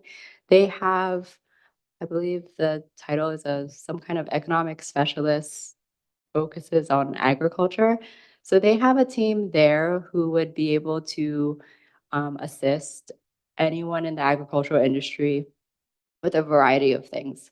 And I think their website also points to different resources on a county and state level. Yeah. I don't know if that answers the question, but for that particular section of the economy chapter, we did work very much with the R&D department. So I would defer to them for their more specific guidance. Yeah. Okay, thank you. Chair. Go ahead, Director Darrow. Oops, thank you. Just to further elaborate on that. In the past, we've worked closely with the Department of Agriculture. Even though they're a state agency, they've assisted the counties with collaboration on activities that they were trying to do to further preserve and protect agricultural lands on this island.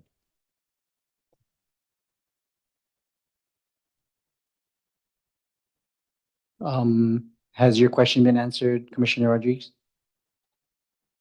To an extent, but maybe, I have to address it to, like she said, somebody else. So, just, Okay. because, sometimes right now we have to go through the federal government and then, we have issues with, water, availability and all that stuff. So I was just wondering if that's going to be addressed in our general plan. It's in there, but, it's not real specific who's gonna take lead on that. Okay, thank you. At this time, fellow commissioners, we can also present subsidiary motions if you choose to, and we can also discuss. So just because you're asking a question and whether you get the answer you want or not, we can still talk about it as a commission. But if no further discussions regarding that, we can move on to the next, and we'll go with Vice Chair Noborikawa. Thank you, Chair Al. So this question for Director Darrow as well as Ms. Morrison. On the transmittal from Director Darrow, pages 7, 8, 9, and 10, this is one of the places where I was getting confused. We're changing the term urban character guidelines to urban standard guidelines. So now standard and guidelines are in the same sentence. What is going on here? Why was character taken out and changed it to standard? I can answer that. That was what I just was referencing just earlier in the presentation, is that this is actually a standard. This table is a standard. Okay. But we did not want to make it so specific that it was not flexible. So we wanted to give it flexibility as far as a guideline. So if you look at the standard guidelines, you see that there's flexibility. So even though it gives, a standard would basically be very specific. It wouldn't allow that flexibility. It would be very specific. This is given, like a good example. The first one says service area population could be between 20 and 50,000. It could be up to 40 commercial establishments.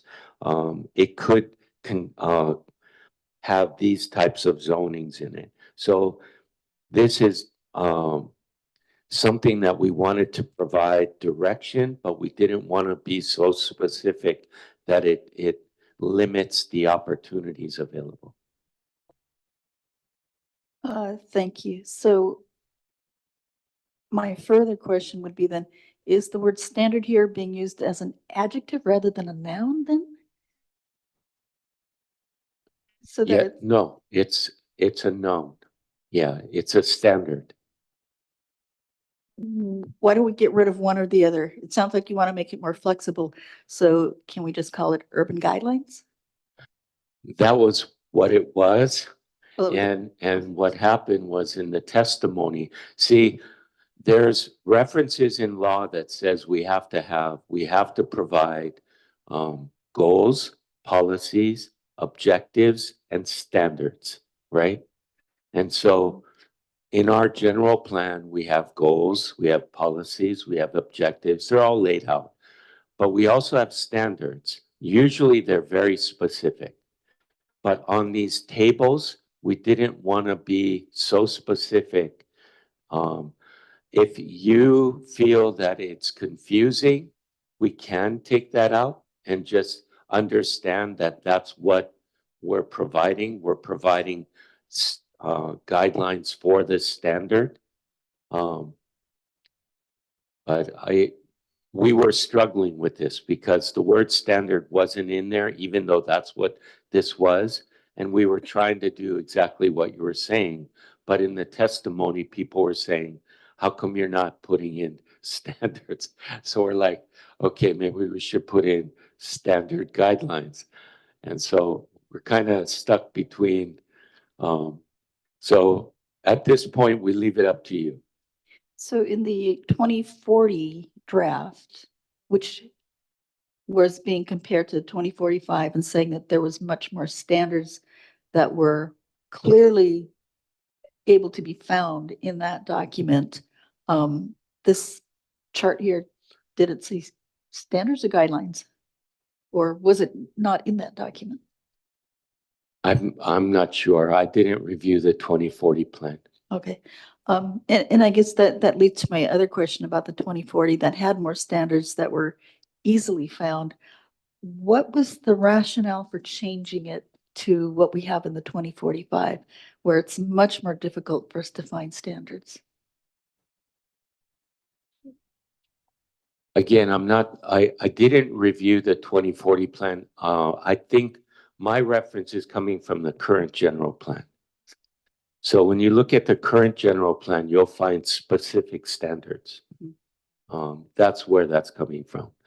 We do have tables there, but again, we wanted to identify the table as being part of the standard.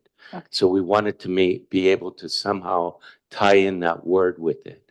But again, it's a guideline. But there, if you do a search, you'll see in this document as well as our current document, very specific standards. So maybe that, so Ms. Morrison, Ms. Hata, did you folks work on the draft between 2040 and 2045? Would you be able to answer my question on why that change was made to where the standards are much tougher to find in the 2045? Thank you, Commissioner Nobukawa. I did work on this plan. We're looking at it now. It is available on our planning department website as well. And there was a lot of mention to standards within the policies themselves in that draft. I'm trying to see if there's any tables. Sorry, my memory of that time is a little fuzzy. I think they're all referenced within the policy language. So I don't see any tables like what Director Darrow has been speaking to within that draft.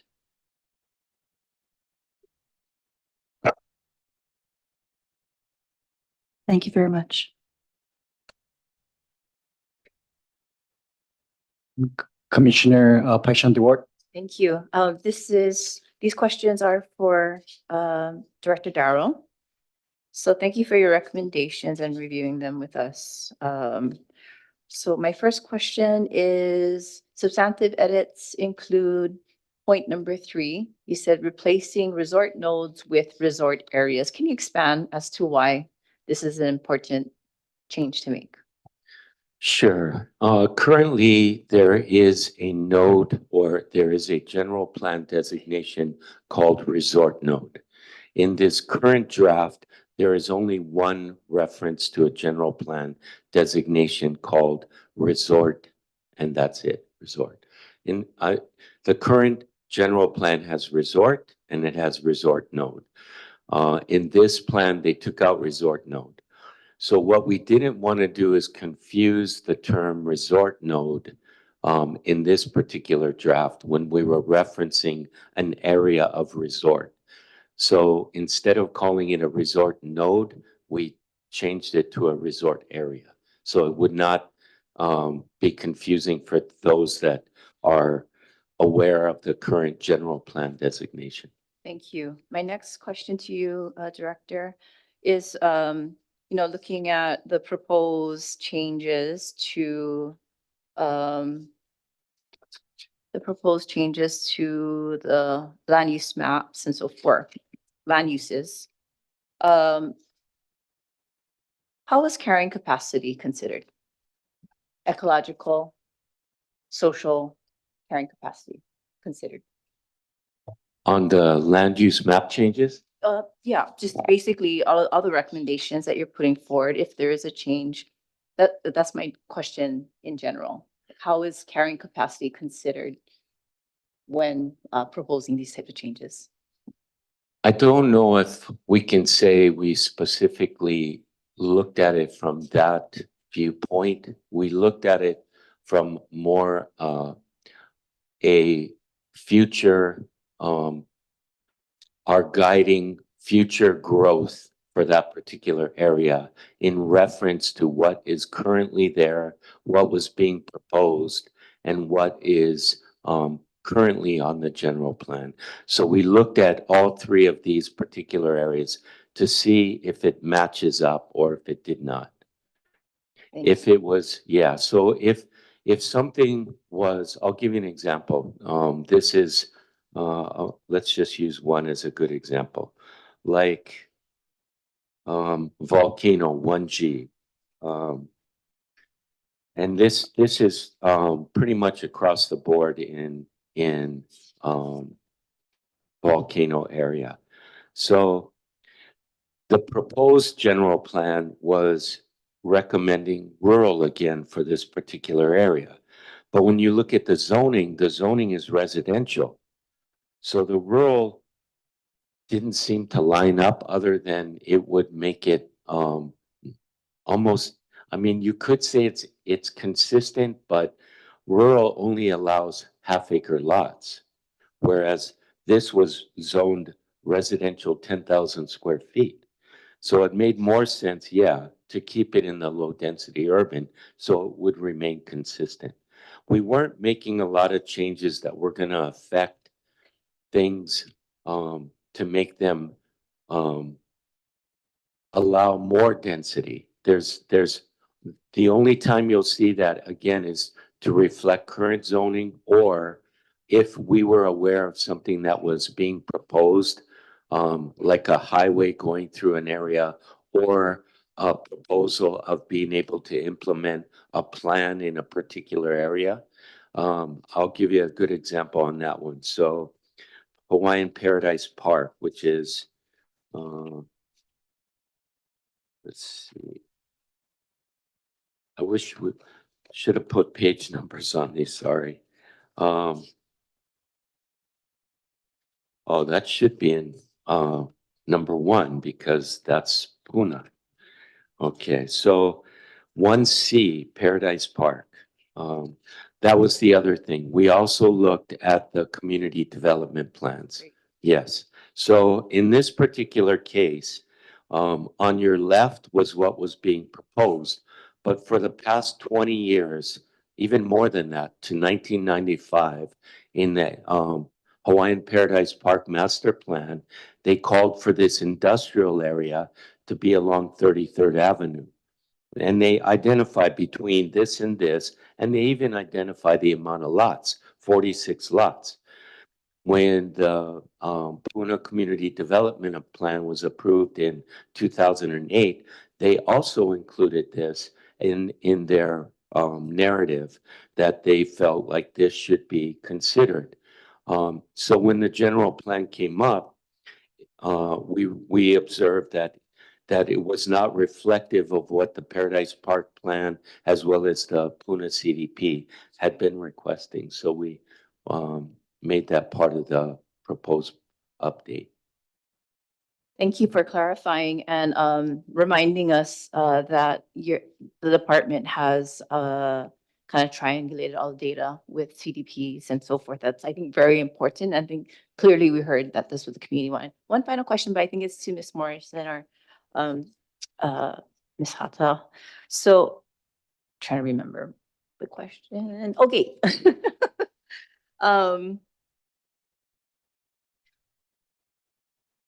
What did the general planning process make some estimations on regional population growth or countywide population growth up until 2045?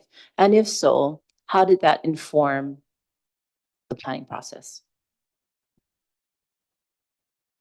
Thank you, Commissioner Paishan Duarte. If I may, just for a moment, Bethany Morrison from the Planning Department. I want to correct a response to Commissioner Nabarkau on the 2040 draft plan. It did include a table of standards relating to town and village standards, which is similar to what you see in these tables talking about the different village or town centers. It had similar information in there, but it was labeled as standards in that draft. So I just wanted to correct that. And then Commissioner Paishan Duarte, the population trends were first collected in 2015, I believe. And then we did an update to those population trends after the 2020 census. That was then used to work through this current draft that you have before you. Those population trends and forecasts provided us very specific regional trends as well as job economic forecasts as well. And so looking at that, we tried to make sure that the mapping and the infrastructure being proposed align with what we anticipate as far as our population trends. We did see a decrease in what we had originally seen in 2015 with that update of the 2020 census. It actually was slowing growth in both the population and the economic forecasts with that update. But yes, those were included, and I believe that information has been provided as well that can be looked at further in the land use section of the plan. Chair, one follow-up question, Mary? Yes, go ahead. It'll be quick. Thank you. Thank you very much.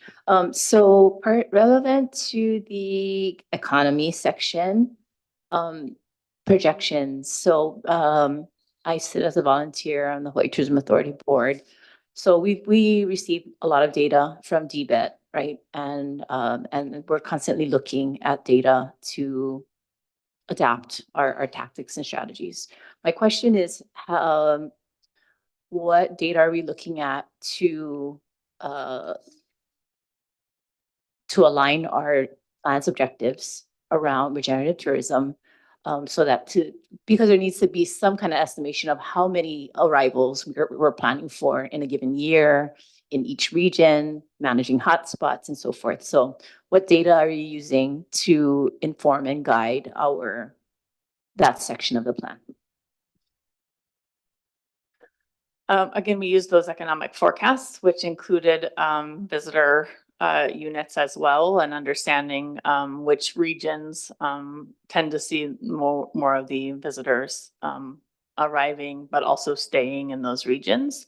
And then we also looked at the DMAPs. Help me with the acronym. Destination Management Action Plan. Plans. Thank you. Which helped us look at those hotspots that you're referring to and understand sort of the land use implications around those areas, and making sure that we allow for community-driven sort of management of those hotspot areas. Thank you. Thank you. That's very helpful.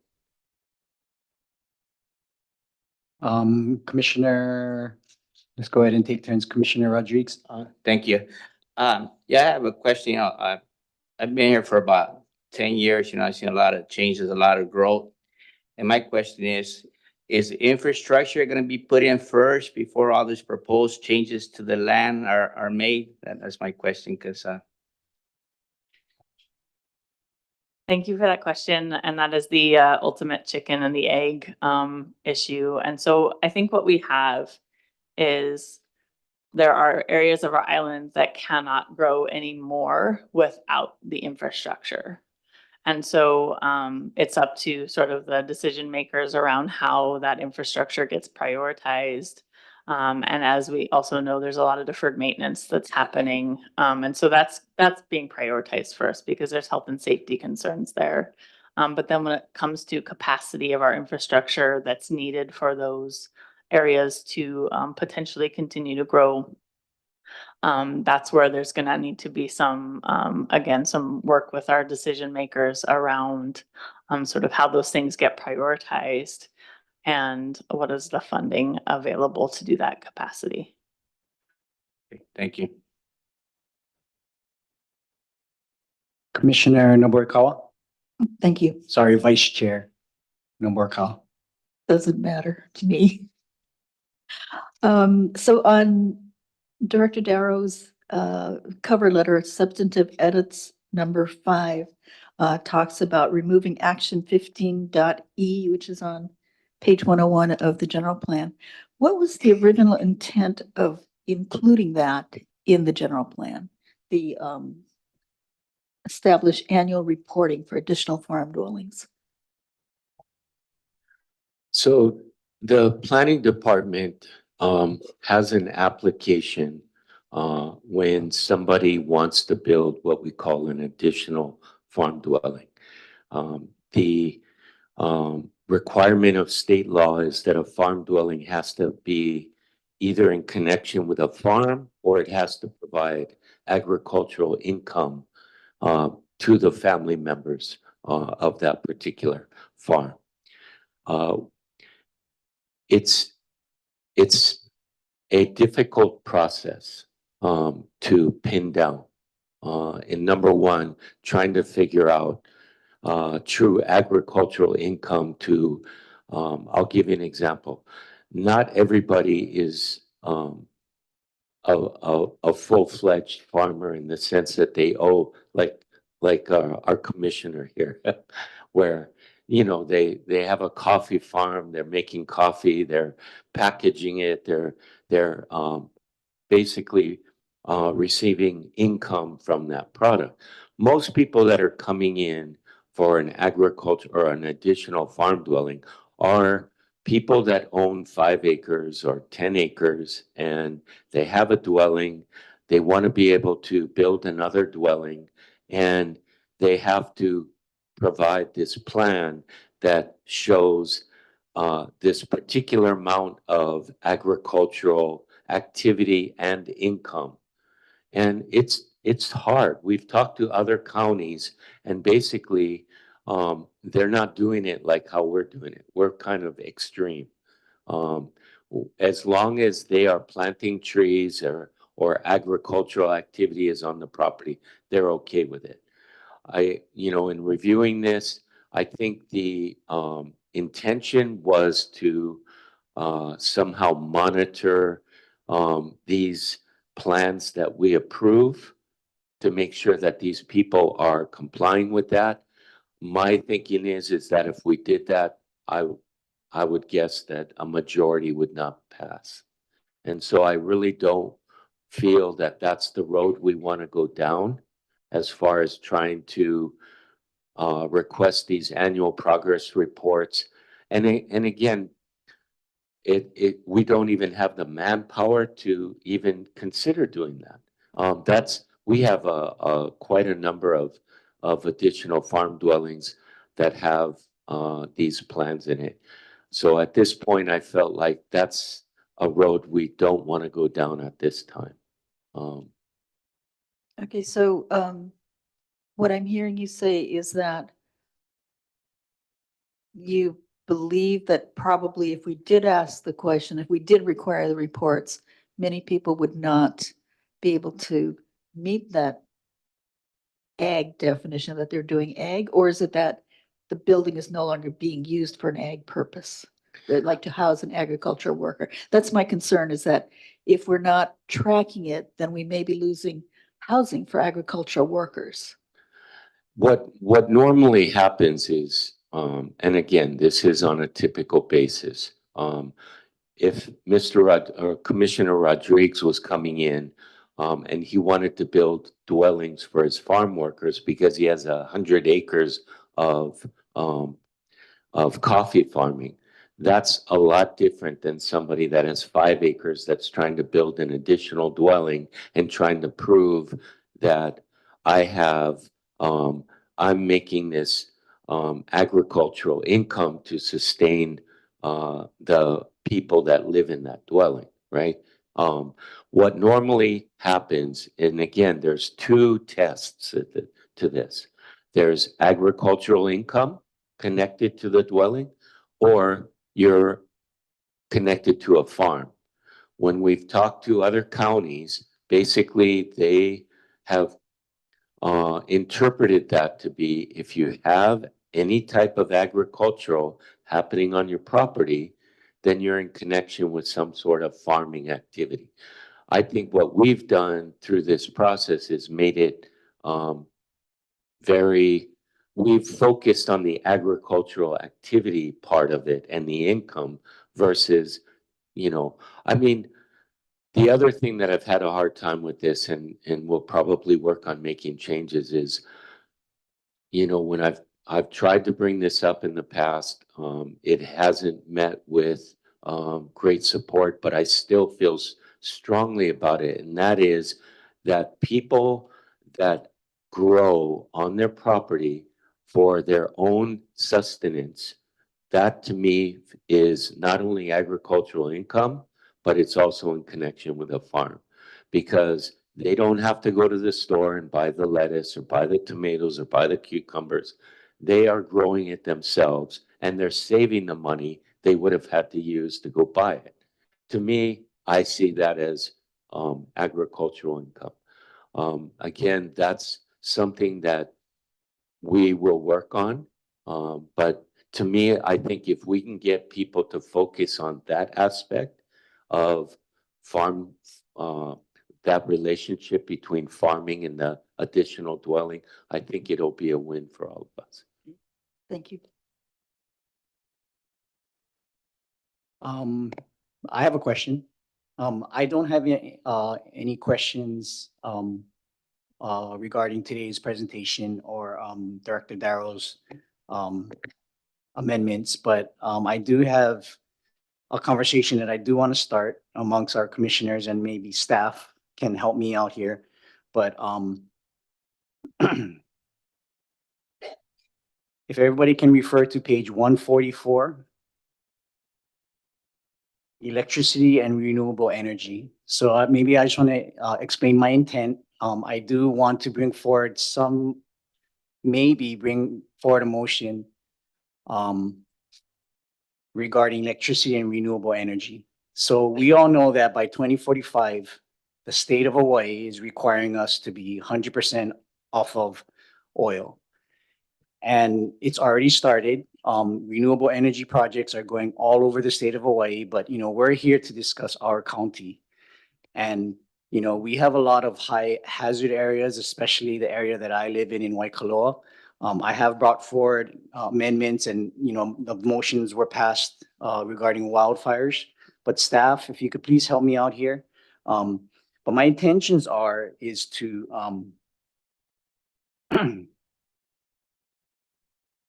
encourage future projects or future developers for hardening.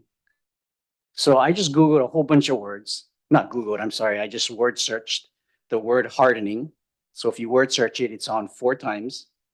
I word searched renewable energy 46 times.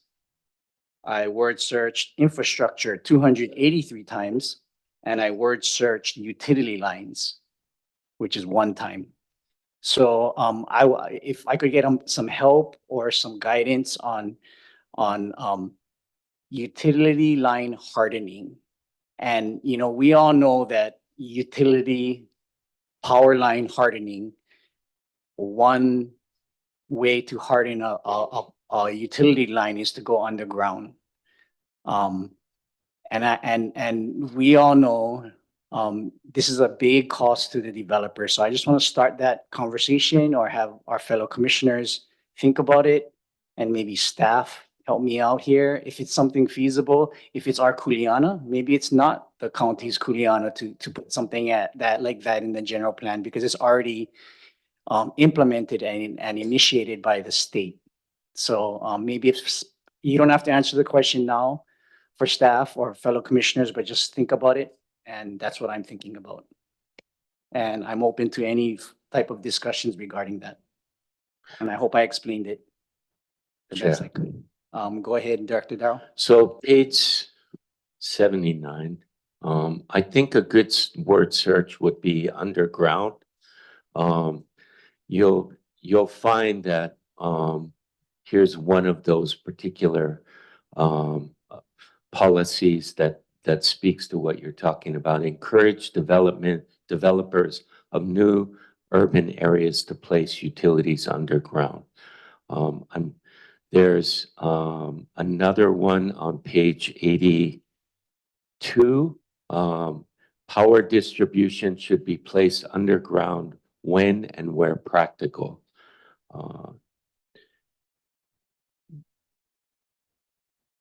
So it's not overwhelming, but there's one on page 149, which is under the section I think you're referring to, that says collaborate with utility companies to incentivize the underground siting of electrical and telecommunication facilities within public right-of-ways.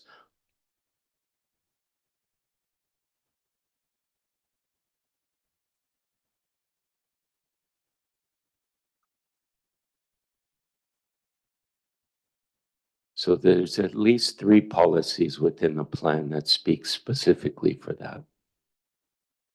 If you feel that maybe you want to be more specific on a particular policy, we can look at that. Yeah, Director Darrow, I'm actually looking at making a motion and adding on language in a policy. And I just want some guidance of where it should be or where it could be. And, specifically for underground utility line. But, I'm still a little bit skeptical about that. And I do want to hold back a bit because, it's a huge cost incurred onto the developer. When you can easily go overhead, not easily, but most power lines are going overhead, but it's specifically in high hazard areas like Waikoloa where it's really windy. So maybe if we can try and tie it in and put some language and maybe add a policy, and have the language address high hazard areas and not necessarily underground utilities. I don't want to be specific in going underground and just maybe say hardening, because who knows what's going to happen in the next 45 years. Maybe they may come up with some kind of science that encases it with gel or something. I don't know. And you can still go overhead, but I don't want to put restrictions for the next 45 years to developers and even landowners, because let's say, if we put something into this general plan and someone wants to put it on their house and they have to go underground, and it's their road is far, and I don't want that to incur the cost on a residential landowner or a developer. But it's just something that I'm thinking about, looking toward our future. And I don't have to make a motion, but it's just something that I'm thinking about. So any guidance would help.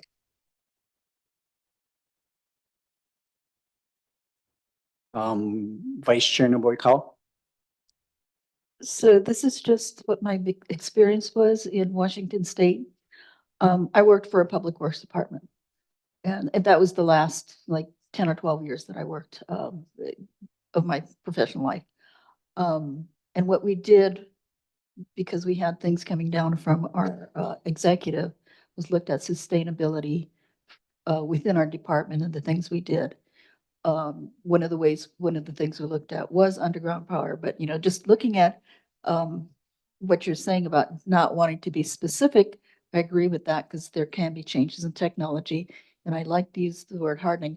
And I really think we should have it in here because you got to start somewhere. I mean, that was the thing that was the big issue with our engineers was, well, it's going to cost money for the county projects, the public projects. They're like, it's going to cost us a lot more money if we do underground. And we're looking at underground because in the area that I worked in, we had a lot of power outages due to trees and ice because of freezing rain in Western Washington, getting on the wires and taking them down.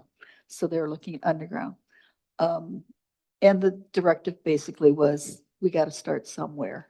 So I think we should have something in here that does address your concern. And we can start, when you look in the implementation tables, we have the actions, and then there's an agency column and a type column as to what is needed. That starts on page 232. So if we look, we can start by looking at the county doing the hardening on county projects, but having it as a recommended action for other types of projects, not non-public project, publicly funded projects. And as we go along, because this is a document that can change over the next, 10 years, 15 years, or whatever, until we start getting into the process where we do the next one, we can make amendments. And so our amendments along that can take into consideration, okay, now we've got new technology that we can look at that's much more feasible for the private homeowner to do, that sort of thing. So I think we should at least start with something for our public utilities that the county is responsible for. Whenever there's a road project, a bridge, well, we had a lot of bridge projects, whatever types of projects that the county has, we should start there. And then we can also act as an example. This is the ways that you can do it. Chair, I have a motion that relates into this. Okay, go ahead, Commissioner Paishon Duarte.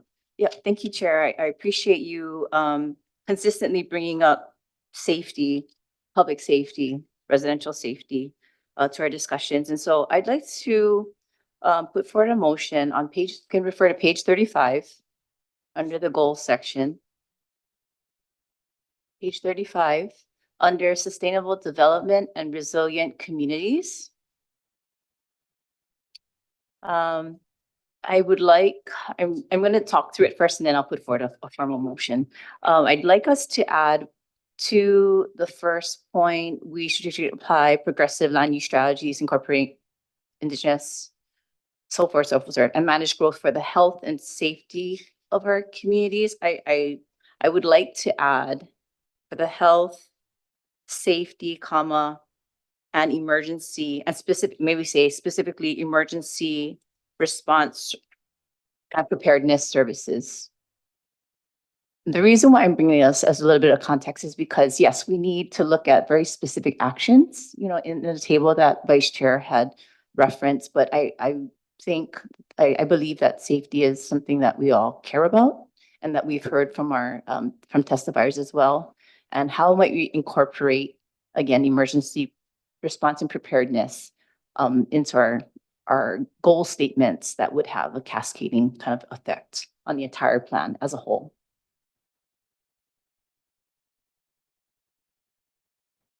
Okay, so is that a motion? Yes, I would like to put forward a motion to add to the sentence, we strategically apply progressive land use strategies incorporating indigenous and contemporary knowledge and place-based practices to direct and manage growth for the health and safety, and emergency response and preparedness activities for our communities. Okay, so motion was made by Commissioner Paishon Duarte. Do we have a second? Second. So we can discuss. Okay, seconded by Commissioner De La Cruz. Any discussions? Commissioner DeFranco? I'm just wondering, look, if you could say it out loud again. It's like a tongue twister right there. You know, I'm trying to figure out how we could put it. I don't even know. May I ask Yeah, a an question, emergency- to staff? Yes, sorry, were you, so you just wanted clarification, right, Commissioner DeFranco? So it was and emergency response activities? I know she said activities, preparedness activities?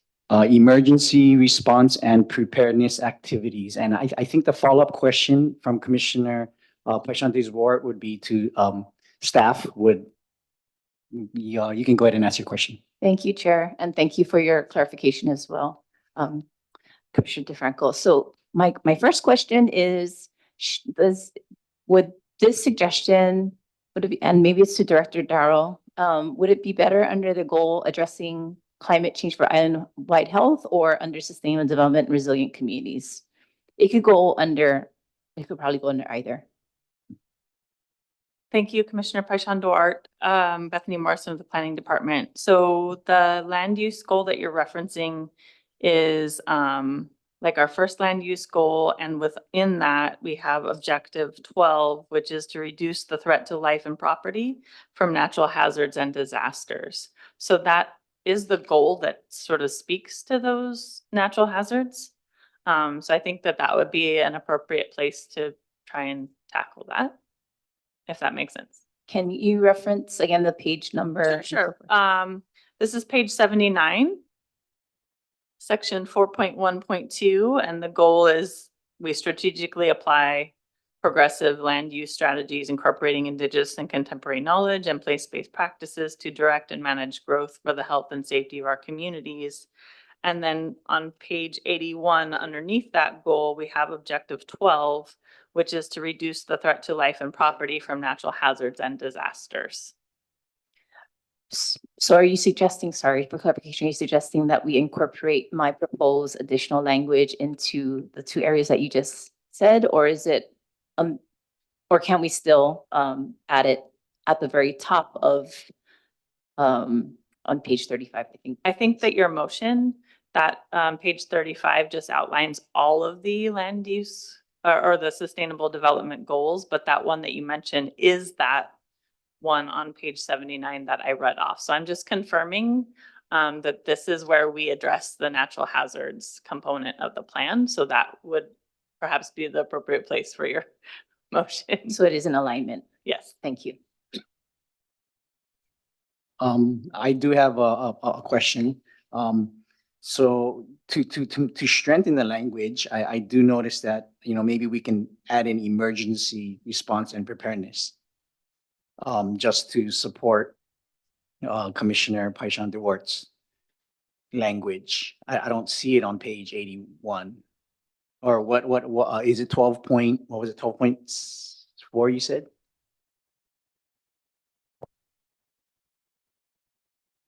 Chair, if I can just provide some more context. Section 4.4 is our public facilities and services. And that is where you'll see the protective services speaking to sort of the health and safety services that our county provides. And so I think there is discussion in there as well about sort of our emergency facilities and communications. So I just wanted to highlight that it's in our land use chapter to really think about how we direct land use to avoid these natural hazards. But then it's also in this section that talks about how our county provides services to protect human health and safety.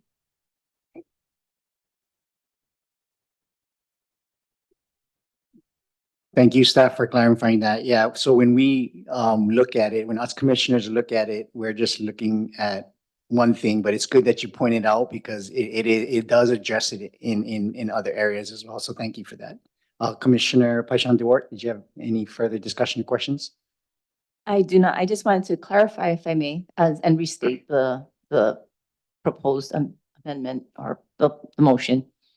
I make a motion to add on page 35 under addressing climate change for island-wide health, Um, oh, excuse me, under sustainable development and resilient communities, we strategically apply progressive land use strategies incorporating indigenous and contemporary knowledge and place-based practices to direct and manage growth for the health, comma, safety, comma, and emergency response and preparedness services for our communities, period. Oh, what page was that again? Page 35, under the Sustainable Development and Resilient Communities goal area. I'm sorry, can I ask you to read that just one more time to make sure we have all of the language correctly noted? Yes.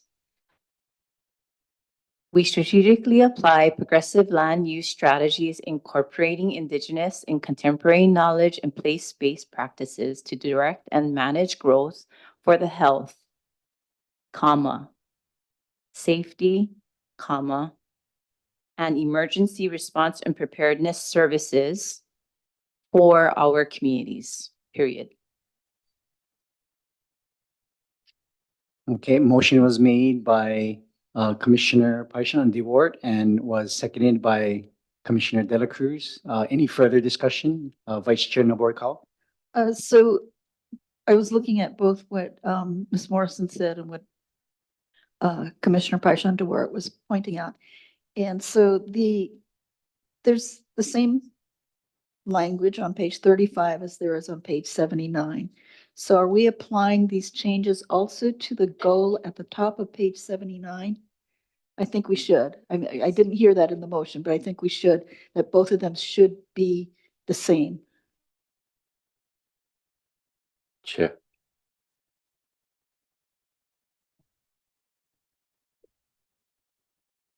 Yeah, so it goes to the maker of the motion. So would the Commissioner Paishan Leeward, would you like to add it as well on page 79, the top of page 79?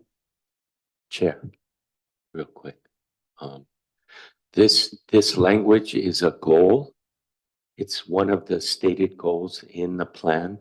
And so this will be stated several times in the plan, the goal itself. So it would be appropriate to change the language wherever that goal is reiterated throughout the plan. So Director Darrow, you're saying that we should put it on page 79? Correct. It is one of the main goals of the plan. On page 35, it lists each goal, and then in each section, you'll see that referenced goal, and then the policies and objectives referencing underneath that goal. So that it may be additional areas in the plan as well. Bethany, isn't it at the end of the plan as well? The goals itself? Yeah, it's also found in the indicators tables that I had spoke to earlier.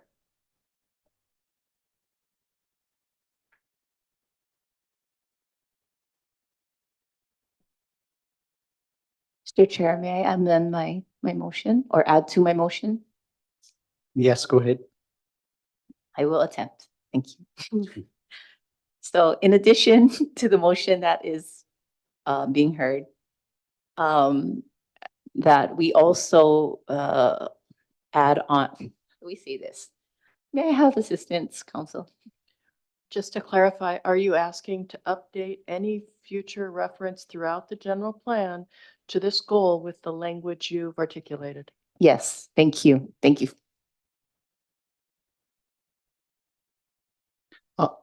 So Commissioner De La Cruz, are you okay with that? You're the second of the motion. Yes, I'm okay with that. Okay, any further discussions? Commissioner Rodriguez? Thank you. I just have a question just for my ignorance. Like, take a sample, like, we're, Waikoloa, we're, need another road for a fire. Who's gonna be in charge of, something like that? Is that fall in the fire department? Who's in, Director Darrow? So it's really put on a number of departments, right? It's Planning is definitely involved. There's a general plan road, and you'll see that on the maps at the end of the general plan. You'll see the identification of that particular connector road in the back of Waikoloa Village. It is partly Department of Public Works that will assist if they're going to build the road. There's actually activity occurring right now, working with a public, it's a public-private partnership between a developer and the county trying to work out having that road built at this time. So that's in negotiations as we speak. And it started back in the last administration, and it's continuing on. It's also partly the fire department. I mean, there's a number of agencies that are involved in that, but it starts with identifying the need through the general plan. It's further implemented within the community development plan, and then it becomes part of a capital improvement project if the county's going to be able to build it. Or we work with developers that are developing in that area to assist in constructing. So all of that is happening at this time. Okay, thank you. I support the motion. I agree with Commissioner Paishan Duarte that, we all have safety in mind for our community, and, all these motions that we're bringing forward, that's really what we're doing. And, others may look at it as being redundant. Some people may not, but at least it's there. And, it is a guide map, and, we all have the community safety in mind. So I support the motion. And if there's no further discussions, Ms. Jackson, did you? Commissioner De La Cruz, did you have? I any just had a thoughts? follow-up with what Commissioner Rodriguez mentioned about the evacuation road for Waikoloa. Not only that we need that community, also need that extra road. Can't think of the word. Just lost my train of thoughts. Some kind of evacuation, like shelter, like something that could be useful. Waikoloa is expanding. The road would be definitely needed, but a shelter is also, just in case another disaster do come our way. Who do we? I guess like same what Commissioner Rodriguez mentioned. How do we get that process out? Who do you talk to, in that kind of situation? Yeah, go ahead, Director Dow. Sure. That's typically done by the civil defense. Whenever there's an emergency, they identify particular areas for emergency shelters, whether it be at schools or some type of meeting facility or other areas. When an emergency happens, they open what's called the Emergency Operations Center, or the EOC, and all the departments are represented there. And they identify in that particular area where these emergency evacuation centers are located. They provide information to anyone that's seeking information at a time of disaster, natural disaster, or disaster. Just a few comments regarding Director Darrow's comments. We're not only addressing Waikoloa Village, we're addressing the whole community. There's other communities out there that testifiers have mentioned that only have one way in and one way out. There's many communities like that. There may not be 3,000 landowners in that community, but it's the same thing as having 10 landowners that are landlocked in their property because there's only one access, one egress and one ingress and egress point.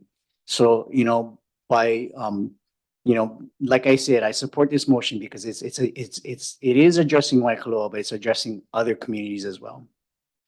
So if there's no more further comments or discussions, Ms. Jackson, we're prepared to call for the vote. Thank you, Chair. So the motion is to add to page 35 and any other sections of the plan where the goal is referenced, the additional wording of health, safety, and emergency response and preparedness services for our communities. Commissioner Paishon Dort, Aye.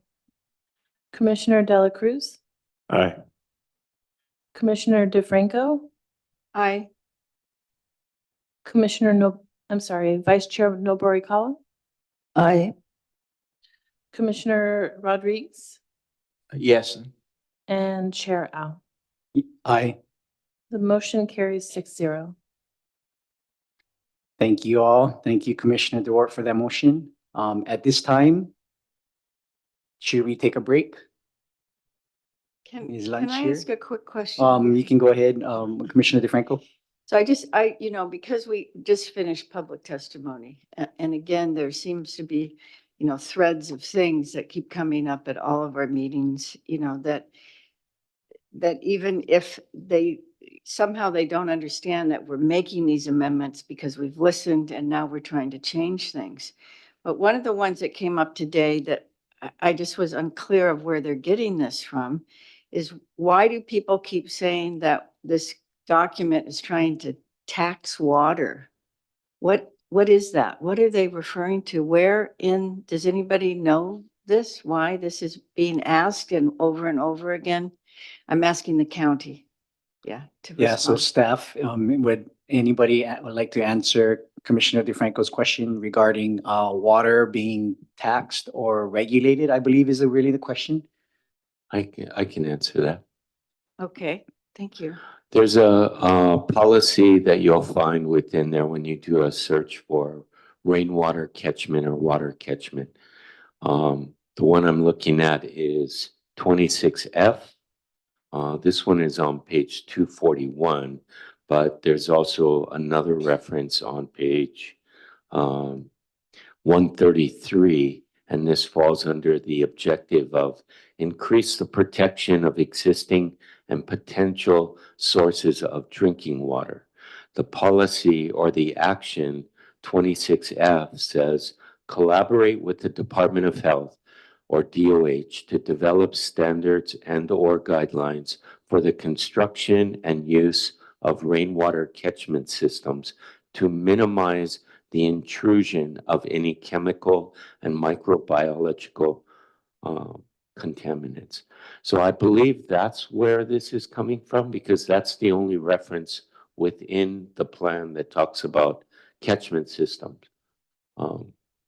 Okay, And- so the intention of this is to test water that the county is catching to see that it's not contaminated? Oh, yes, thank you. Law Commissioner DeFranco. Just to add some further clarity to this, our existing general plan policy, if you can scroll up, 11.2.2H is to cooperate with the State Department of Health to develop standards and/or guidelines for the construction and use of rainwater catchment systems to minimize the intrusion of any chemical and biological contaminants. That's within our existing 2005 general plan. And I believe it's referring to things like rat lungworm, trying to avoid those public health concerns. Director Darrow? Well, I'm not sure where,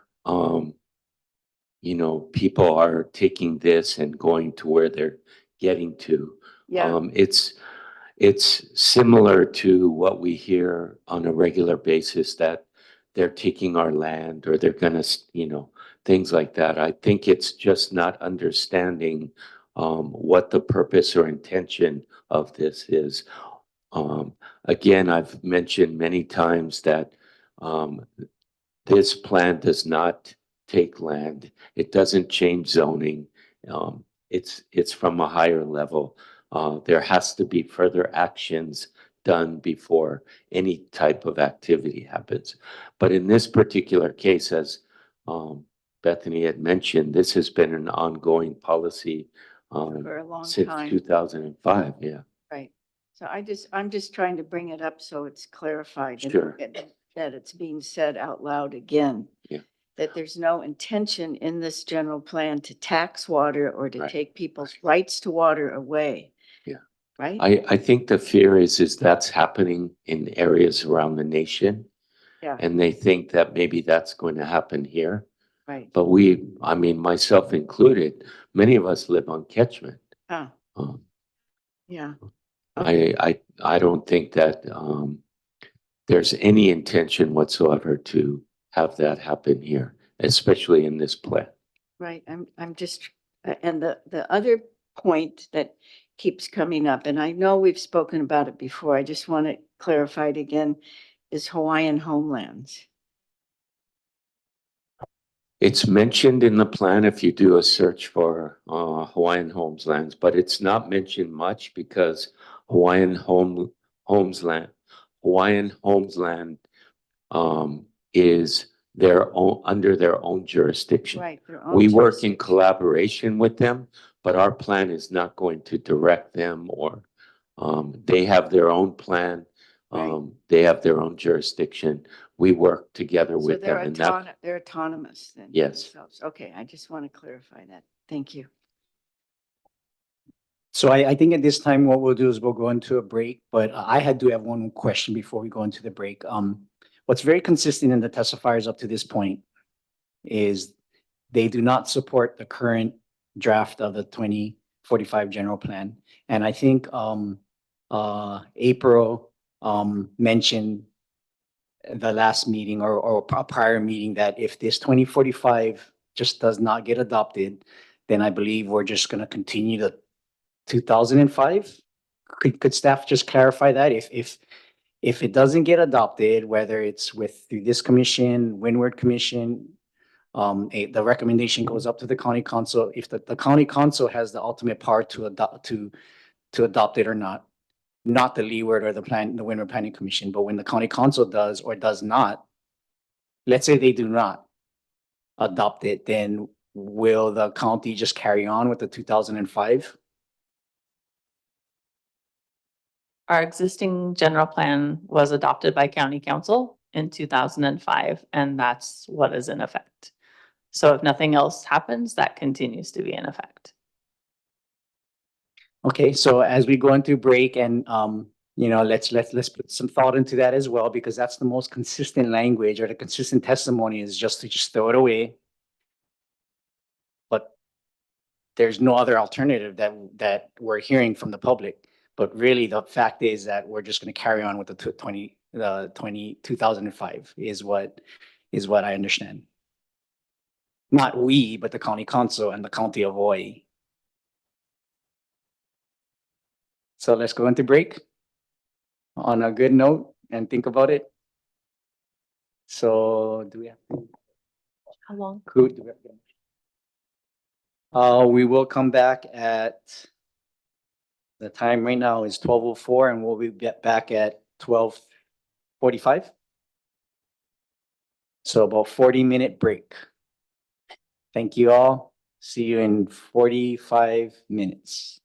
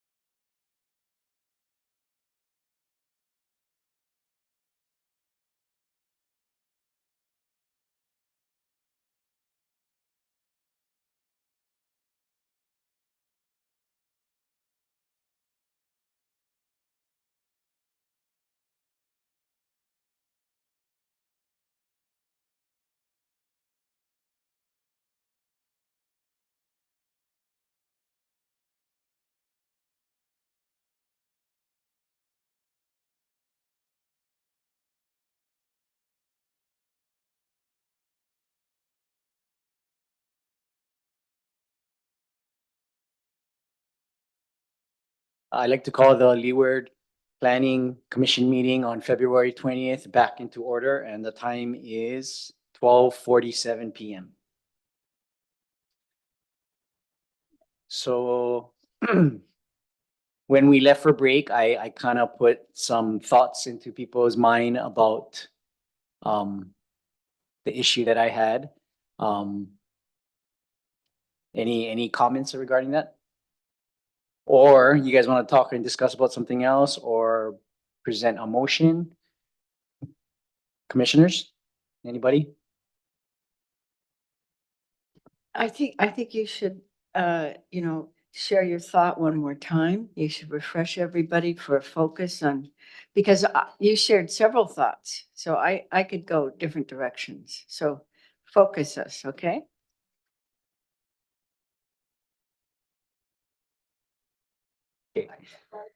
Okay, so the word hardening, and I Googled it many times. Not Googled it, I'm sorry, I did the word search. But yeah, from a construction standpoint, hardening is very expensive. Whether you're hardening utility lines, a building, we've heard a lot of projects out there that they do hurricane shelter hardening. It does bring the cost of development up. It's one of the biggest infrastructure costs for a developer, even for a residential owner.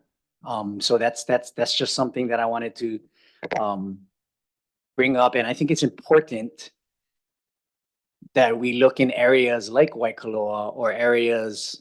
I believe in Hawaii, there's some subdivisions, and if anybody else, any other commissioners in your districts, if you wanna, talk about some other areas that you guys live in, but it would pertain to those areas that only has one way in and one way out. But do keep in mind that that type of hardening, whether it's utility lines or the hardening of a building, is very expensive. Any thoughts on that? I was Go just gonna ahead, say, Commissioner yeah, I think DeFranco. of course, it's gonna be a lot more expensive. And I think there's a lot in the general plan about alternative energy and, other forms of energy that might be used. And I think you also brought up the innovation idea that there might even be other ways that they connect things. We don't know what's gonna happen in the next 10, 20, 30 years of what will be innovated. I mean, the other thing is beautification. Most people don't want to see more wires everywhere. And, but it's huge because you put things underground, how do you fix them? What's the cost of even taking care of a project like that?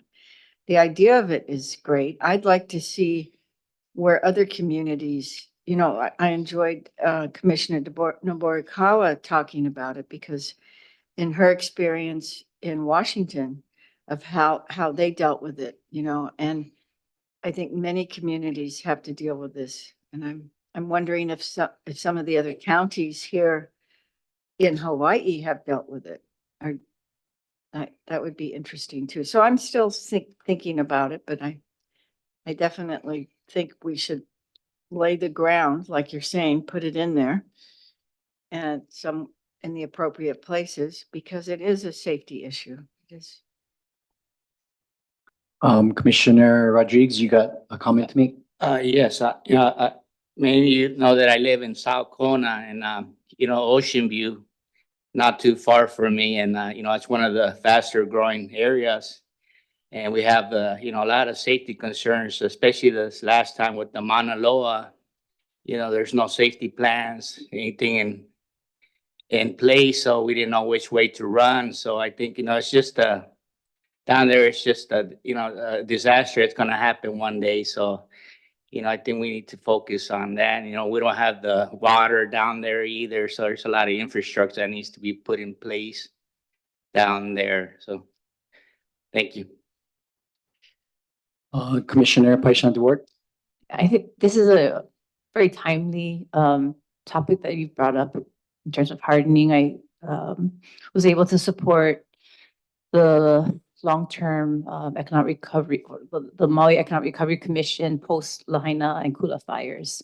And this was a big topic at hand. And I continue to support Lahaina recovery efforts as a volunteer. And basically, here's a discussion is, yes, if we could do it all over again, and since there is an opportunity to build back Lahaina, shouldn't we invest in infrastructure? My question, and so, and also in addition to that, like who is going to absorb the cost of not only the build and then the maintenance? That's just, I'm just bringing to our conversation what I am learning as I observe conversations that are being had in Lahaina and Kula. So I guess that is my question, like who would be responsible for the short-term and long-term costs of continual upgrades and maintenance for hardening? And I think hardening is important. So to carry on in the discussion and to answer Commissioner Paishan DeWart's question is let's talk about the pros and the cons of infrastructure hardening. Okay, the pros of it would be that various utilities could go into, let's say, underground wiring, right? The communication lines can go underground. The trench has to be dug, so all the sewer, the water, and the power, which is the three main sources of infrastructure, would all be underground. It could be in the same trench, so it could be a shared cost. That's definitely a pro. A con, and to answer your question, Commissioner Paishan DeWart, is that the cost is going to be incurred onto the developer. And then what happens is, in most cases, the developer, it ends up costing the project that much more money, and it ends up going to the end users. So let's say there's a subdivision, a 20-acre subdivision that the landowner wants to divide it up into, 30 parcels.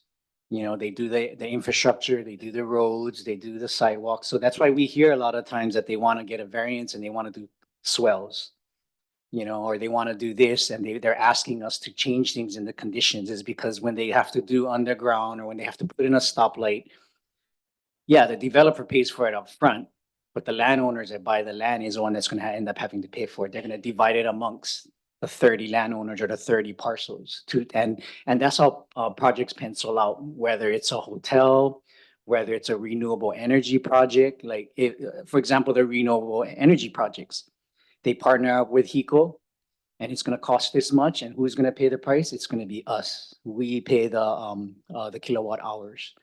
So the cost is going to, it's ultimately incurred onto the developer, which trickles down to the end users. So, but yeah, if anybody has any more comments about pros or cons, Commissioner DeFranco. Yeah, I am not sure that water and electricity can be put in the same trench. I'm not public works, so I don't know the answer to that, but I always thought they had to be in separate trenches because one is water and one is electricity. But anyway. Yeah. So the answer to that question is, it all falls down to public works. In the end, it all falls down to the county codes, which that's another issue as well, right? So, but the fact of the matter is that could be one of the pros. Definitely communication lines is what I'm thinking, but once they go through all of that and they go through public works and the permitting, that's going to really determine what needs to be done. Right. So, I do think that we should, address it but I think it should be addressed, the hardening should be addressed softly, because there's just too many moving participles here for us to want to attach it to everything in the future. I think it should be put in like you're suggesting, but not like a mandatory standard of some kind, And I think it has to be voluntary from communities that are looking at this, if they're going to pay for it. So I just think, yeah, that it has to be one of those guidelines. Thanks. Thank you. Commissioner Rodriguez. Before I became a farmer, I was in construction for about 20 years, and I think here a lot of utilities aren't put underground because of the ground. It's hard to dig here. You know, sometimes you run into a real hard lava. And then earthquakes, you know, if you have an earthquake, you know, it's gonna break the lines. So that's a issue why, you know, a lot of lines aren't put underground.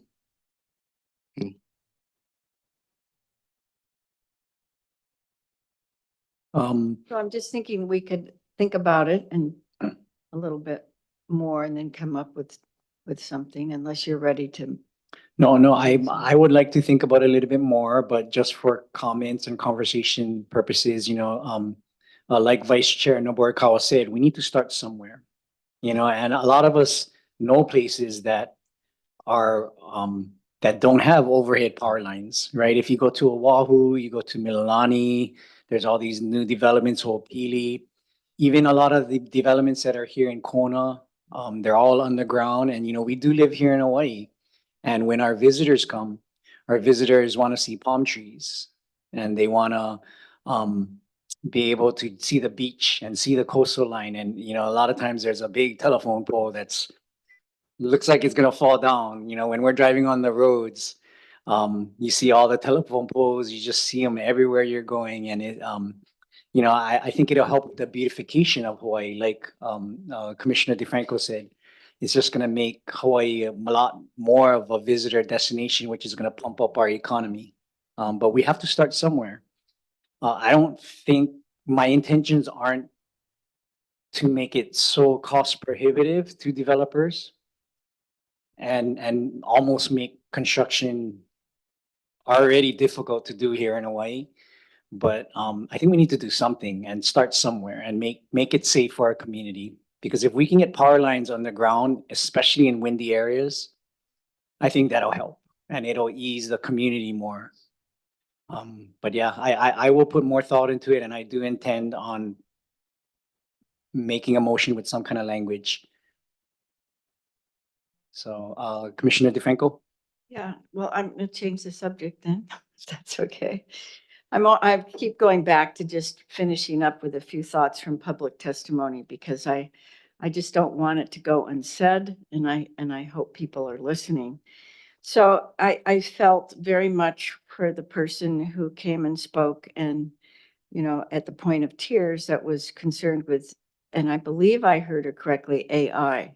And the idea of smart cities, and I'm not finding that. I want to double check now with you two to tell, it's not in the plan, this idea of AI and no, please say something to this. Yeah, thank you, Okay. Commissioner DeFranco. There is no reference in the draft about AI or smart cities. Okay, thank you. And the other thing that, I agree with, and I think the other commissioners may agree with me, but I think we should work on redefining what ahupua'a means because, when I read this, and I've only lived here 55 years, but I felt like this translation was unfortunate because this was an economic state where they're talking about how they sustained themselves and how they grew things and how it went from the ocean to the top of the mountain where they went fishing, and then they had their ag, and then they had their forests, and then they made their canoes. It was the way that Hawaii sustained itself through an ahupua'a system, right?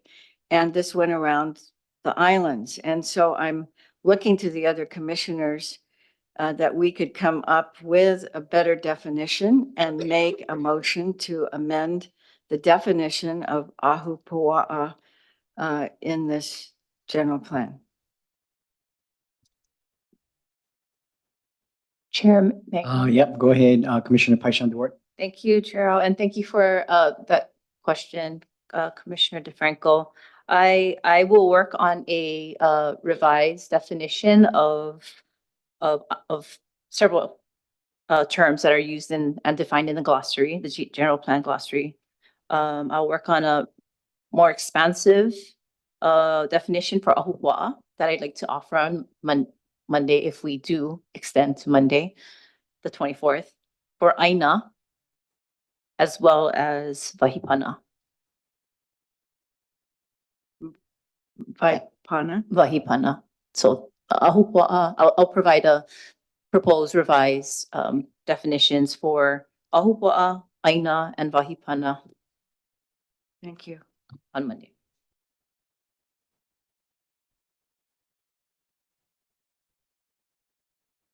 Do any of the other commissioners want to chime in there for ideas? No? Okay. Go ahead, Commissioner Rodriguez. Okay, just a comment, on the lady that, is worried about being sustainable, it's, the plan's not telling you can't do that. Like we live, when I was born in Mexico, I was born in a farm and we produce a lot of stuff that we ate and we still do it here. When I moved to Hawaii, I didn't know what a vegetarian was and I didn't know what self-sustainable was till I learned the meaning here. And, we still do that. We have chickens, we have fruit trees, so, the general plan's not telling people you can't do that. It's just, maybe we just need to educate people how to do it, how to go back to some of the old ways. Well, I think the general plan is actually encouraging people to do that, is encouraging people to farm their lands, encouraging them to put in, even to, just grow things for their own families. I think that is part of the general plan, is encouraging people to do this. Yeah. I have a question for staff. So consistently in testimony, they've been referring the draft 2045 general plan to something with the UN. Can you please just explain to me what they're comparing and what is the major issue with that? And yeah, if you could just explain it to me, please, so I can understand it a little bit more. I'm interpreting some of the testimony to be referring to the United Nations Sustainable Development Goals. And those are something that have been incorporated into our state system as well through the sustainability plan for the state and also the Aloha Plus Challenge. And then also included in this plan. So they speak to things like reducing hunger. They speak to things like, I'm trying to think of what all the different clean energy, clean water, kind of some just holistic concepts. And so they're referenced in here. And I'm assuming what some of the testimony is about is because they do come from the United Nations Sustainable Development Goals. Okay, thank you for clarifying that. One example I can think of is the renewable energy law that was passed. I think it started off with Linda Linguo back when she was governor, and Ige ended up signing it in 2015 for Hawaii. At that time, Hawaii, it was the only state in the United States to have an aggressive 100 renewable goal. So in compared with the UN issue is what I'm thinking is this is a state initiative that trickles down to all the counties, not just Hawaii County. There's solar farms, wind farms, geothermal. That applies to the state. So, a lot of the testimony regarding lithium batteries and a lot of people that are against solar farms or wind turbines, it's just really a state goal, and really the general plan is just getting in line with the state goal is what is kind of in comparison to the UN thing. Whatever the federal government adopts, it trickles down to the states, 50 states in the United States, and then it trickles down to every single county in the United States. So just wanted to make that comment. And so it's like we're hearing all this testimony and it makes sense when we're hearing it, but really the facts are, it's really out of our hands and out of the staff's hand. Any comments regarding that? Commissioner Nobukawa, Vice Chair. No board call. Thank you, Chair O, Commissioner O. So as I mentioned earlier, I did work on sustainability issues when I was in Washington State. If you're to take away like the name of the state and just look at the subject matter, it's all going to look the same. It's kind of like, okay, so my background is I'm a biologist. So you have things called convergent evolution and divergent evolution. So convergent evolution is kind of what we're seeing here with everybody who's talking about sustainability is talking about the same thing. So it's like, whales have fins, fish have fins. That doesn't mean they're related that closely. They just working in this environment in water, fins are much more effective than feet and fingers. So when we talk about sustainability, what we're seeing is the UN has this thing that says this. We have this thing that says the same thing because when you look at the subject matter, you're going to have the same pieces. So it doesn't mean that we took everything from the UN. It doesn't mean that, I don't know, maybe the UN took something from us. We had that 100% renewable energy goal. Maybe we were the first one maybe we're the first ones to really think about it and actually codify it. So there are other people who are now copying us, but they're not saying, oh, we're not going to do this because Hawaii, we're not Hawaii. It's like, this is the goal that everybody's working towards, because when you look at the subject matter, that is the direction that things are going in. Thank you for that educational piece. That's why we have smart commissioners. Thank you. Any other comments, points of discussion? Anybody? Or anybody want to bring up a motion? I know a lot of us are thinking about it. This is a great opportunity to kind of ask the staff for guidance, ask questions so you can try and strengthen your motion. I wasn't going to bring up a motion. Oh, Okay, you can go ahead, Commissioner DeFranco.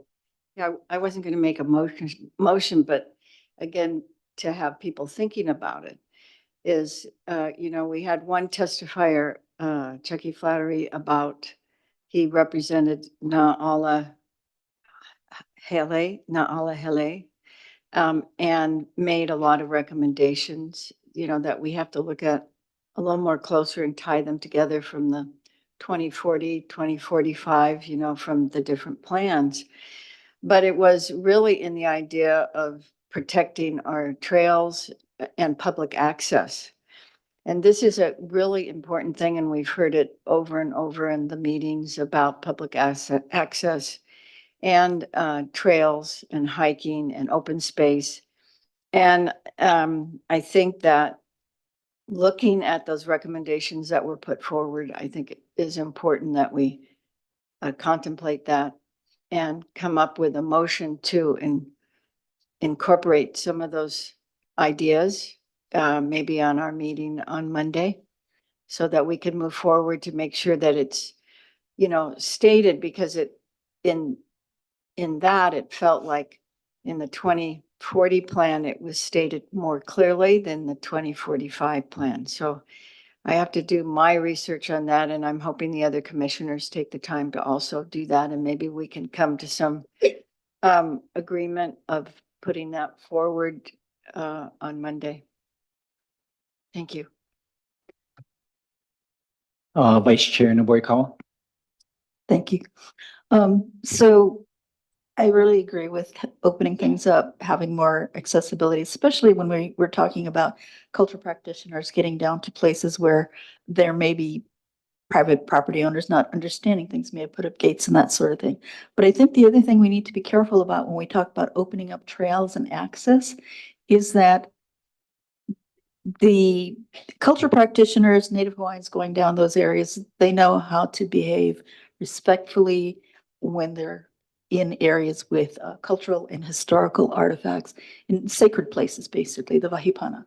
So we need to, when we talk about crafting amendments to include some of those things, I think we also need to be careful to make sure that we also have another part of that amendment talking about providing protection for those cultural and historic artifacts, so that the people who are either clueless or have bad intention are not able to, or there's more things that we can use to prevent that type of thing. Thank you. Commissioner DeFranco? Yeah, I totally agree with you about that. But, you know, I know when things come before us, especially SMA, you know, permits, it's like public access has to be, you know, made very clear that the ocean belongs to everybody. So it's, yeah, but the sacred sites do need the protection. So thank you. I have a question for staff regarding trails.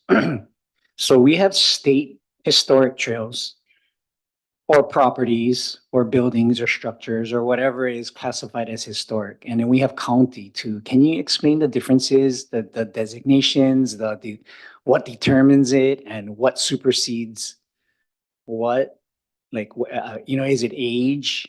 And again, who does the state tell the county to make it historic? So maybe you can just kind of go over the difference between the state and county. Thank you, Chair.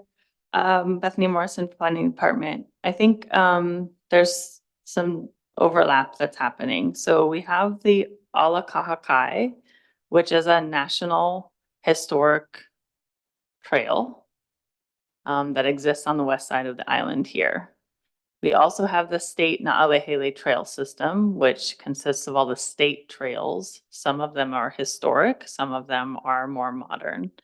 And then within the county's jurisdiction, there are trail segments that happen through development applications where there are historic preservation sites that are preserved in place, that are trail segments that are historic as well through land use development.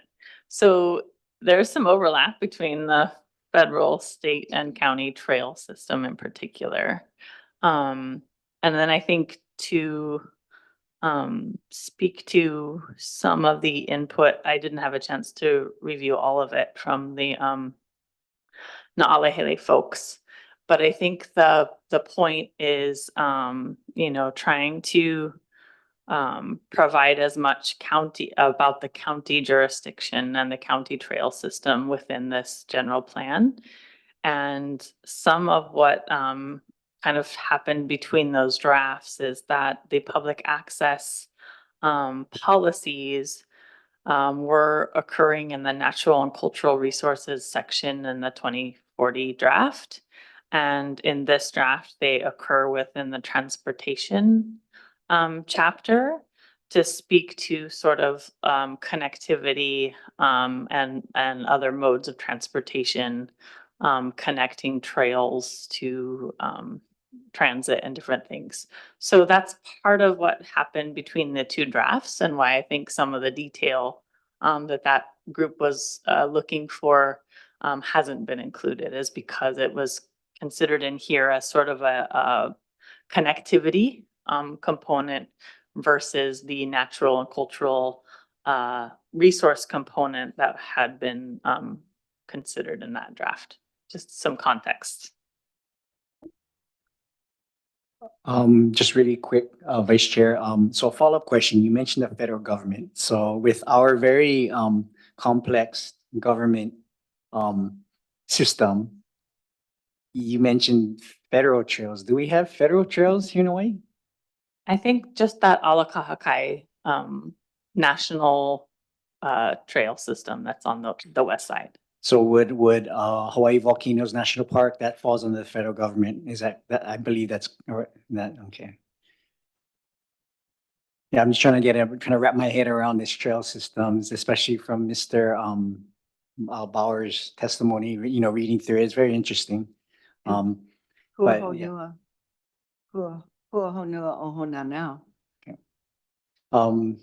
Vice Chair Noborikawa, you had a question? Well, it's more comment, I think, about something that's going on in North Kohala right now. So there are two projects that have gone through Planning Commission. They got all the approvals and everything, and they have both of them have trails. The part, I think both have Na'alehele. I take it back. No, it's both Ala Kahakai portions of trails on their property. They've been one's been working on it for like 12 years, one's been working on it for 9 or 10 years to get those approved. And I don't know if that's something that we can address within the general plan about, and maybe it already is in there, to trying to streamline those processes to get approvals for those trail designation's not the right word. So they're giving the trail, the easement to the trail to the federal government, or trying to. It's not happening. Like I said, one has been like 12 years, another's like 9 or 10 years. Do we have anything in here that addresses that type of thing? Is that something that the county can work on to kind of, make things move faster for the applicants who are doing the right thing? I mean, this is the holdup on both properties. I'm sure there's something that can be thought through to be included. There is a policy that talks about prior to disposing or leasing. This is on page 111, policy 17.3.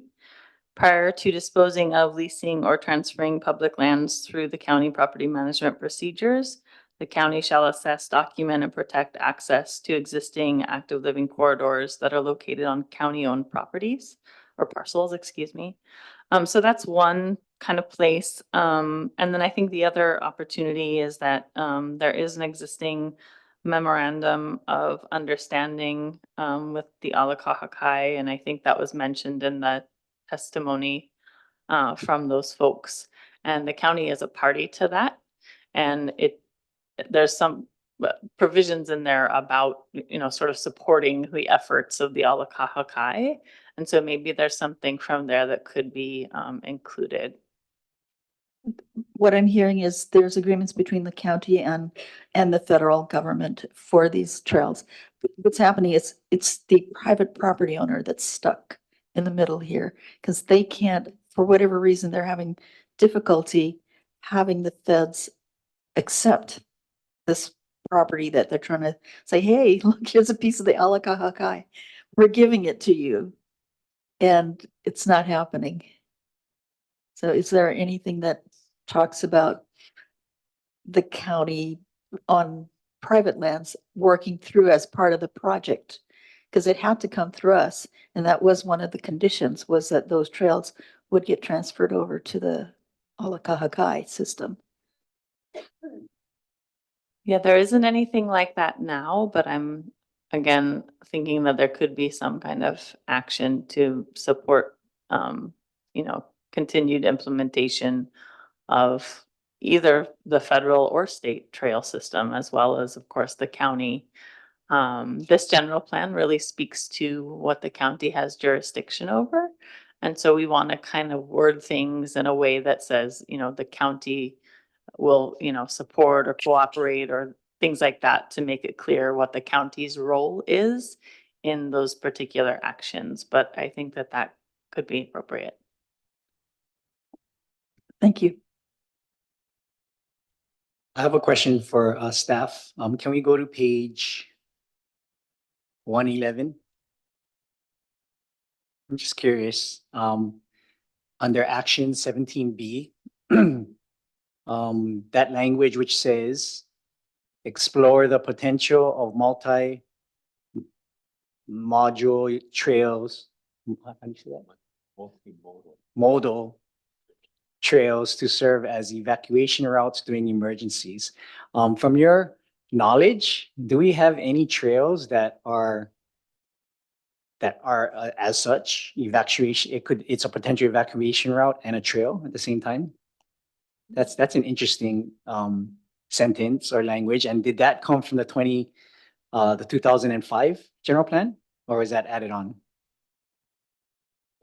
I think that's added on as an opportunity to look towards other less standardized corridors, so that we don't need a large paved road, for example, if there is a bike path or other thing that could be utilized for evacuation. I don't think there's an example, trying to think of where we had. I know that there was some discussion during the Puna Makai alternate route conversation that if it were not not for cars and utilized for other transit, including bicycles, that could be something that could be used as an evacuation route during times of emergency. Yeah, I just think that's an interesting sentence or concept because let's say it's a federal trail, let's say a historic trail, a cultural trail, and there's bones or there's there's something over there. We don't want cars on there or even bikes on there. So I think it's a kind of a contradictory thing, but that's how you mentioned that it will overlap as a federal or state if it's a historic trail or not. Right. So yeah, I just think that's interesting and wanted to know if we had any, and specifically asking, is Hulu Street in Waikoloa, is that one of those? Because it's an emergency route. They just the county sponsored a practice thing this past Saturday, right? Would that fall under a multi, how do you say that? Modal trail. I can't speak, sorry, I can't speak to the road in Waikoloa as I'm not familiar, but I think just to back up a little bit, this is really talking about exploring the potential, and it doesn't not say that they are necessarily historic trails. So again, something like the Puna Makai alternate route, if that was something that was designed where it was not for vehicular mobility, but it was designed for mass transit or bicycle, maybe that's a avenue that could open up later on, depending on the design for evacuation. So I think it's more modern alignments rather than we certainly wouldn't want traffic traveling over a historic trail, but I think it's more about these more modern connectivities that allow for multimodal use that might help with evacuations for communities. Yeah, just to put it on record, the 2045 general plan is a guidance for the county agencies to follow when they're doing land use issues and all that. So again, just to put it on record that it's not set in stone, it's just a guidance so agencies can follow through and do their jobs and make their decisions. So thank you for that. Commissioner Rodriguez? I have a question on vacation rentals. Is there anything in the general plan about vacation rental?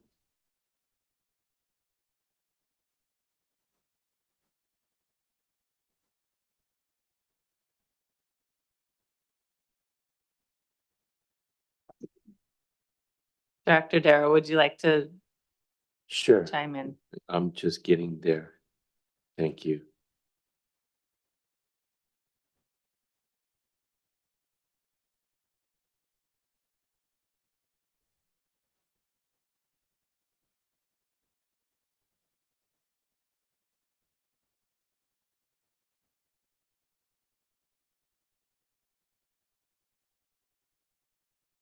So the plan in this, the reference that you'll look for in the plan regarding short-term vacation rentals is transient accommodations.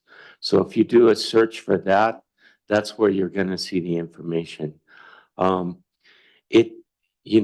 Right now we do have that as part of our code. It's actually implemented already. It's called short-term vacation rental.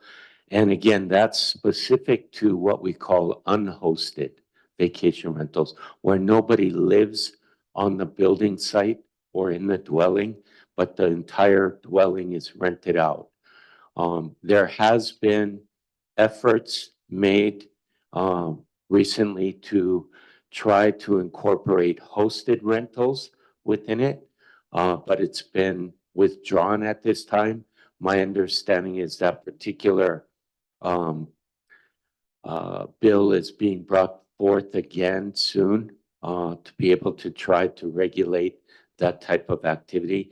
In our plan, we actually have a definition for hosted, but because there is really no such thing, we were thinking that's probably not good to keep in here.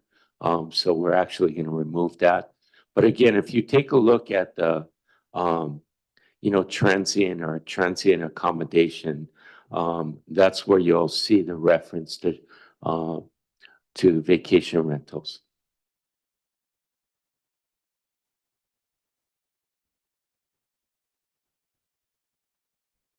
Vice Chair Nobukawa. Thank you. So Director Darrow, I need your assistance. I kept trying to look for a Pa'akai analysis on my computer at home. It kept glitching out. I couldn't find anything. Can you help me figure out where that might be? Under resources, so there's no, well, I'm looking to see how it's addressed within the, within this general plan. Is it addressed?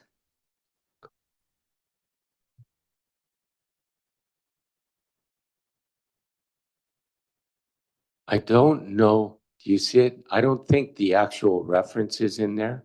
But that is a review that has to be done whenever we do a land use application. It's by case law. There's an actual court case that directs us to make those findings through that analysis. I don't know if we actually reference Kapa'akai. Do you see it in there, Bethany? I don't think so. We're doing some word searches to see if we can find it, but I don't see it right now. Oh, maybe that's why I couldn't find it. It's been a subject that has come up a lot with the cultural practitioners, to make sure that that those types of things are supported within the general plan. Thank you.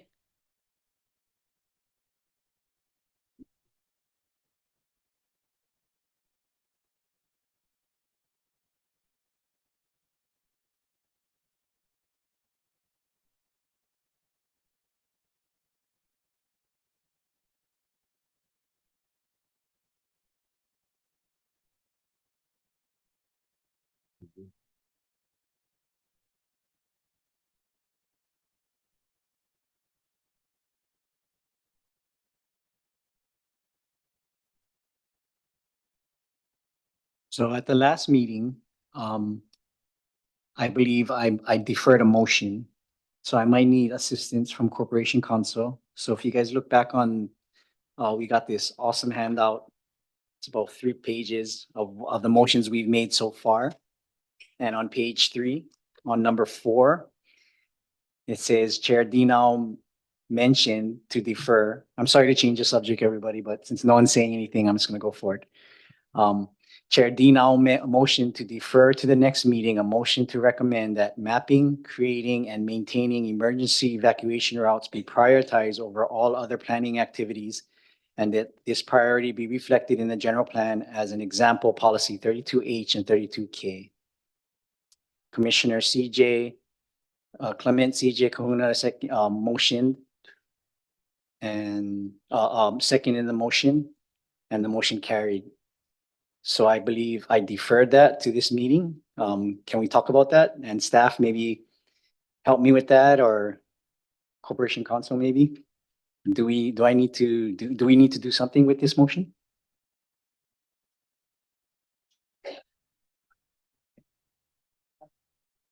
So fellow commissioners, if we can just review that again, it's on page 3. It's this page right here, number 4. So if you can just take your time and read that and think about it.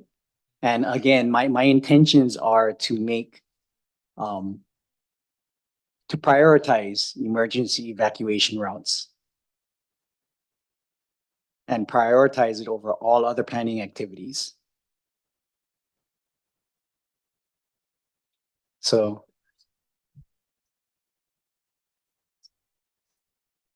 Oh yeah, that's right. Commissioner Paishan Leeward, I believe that you had some issues with that. I'm not sure. I do. Oh yeah, Commissioner DeFranco. Well, I think by saying the word all, above all, I don't like that much. I mean, I like prioritizing it. And I think life is the top priority, of course, but the word all like takes away the possibility of something else. And I think that that could be looked at logically, maybe, or as it came up. So I think it should be prioritized. But to say over all other planning activities. So, I mean, I think there might be some other ones, even, you know, even it, let's say that would prioritize itself over everything else. I mean, that's a pretty inclusive statement. So I'm just thinking if you didn't say the word all, that it should be prioritized. That means it's on the top of the list or up there. But it doesn't mean that it's exclusive, and it doesn't mean it eliminates. It doesn't mean that it leaves something else out. That's what all means to me. So a follow-up question to Director Darrow. So if we take out that language overall, other, we take out those three words, prioritize planning activities. Yeah, let's say we ended at prioritize. How would the planning department look at that language and interpret that? Thank you, Chair. So we had a similar situation recently, working on a bill that the bill had kind of a list of priorities, how we would choose a particular, how we would prioritize a project. And our response was, the project that comes before us is normally that project. It's not like we have options to say, okay, we based on our list of priorities, we got to reject this because you're not on the priority list. It's basically what we receive, we review. Is it consistent with the general plan? Is it consistent with the community development plan? Is it consistent with zoning? And we move on with that particular request. I think what's appropriate for what you're trying to do is make it very clear that this is a priority for the County of Hawaii to be able to establish these types of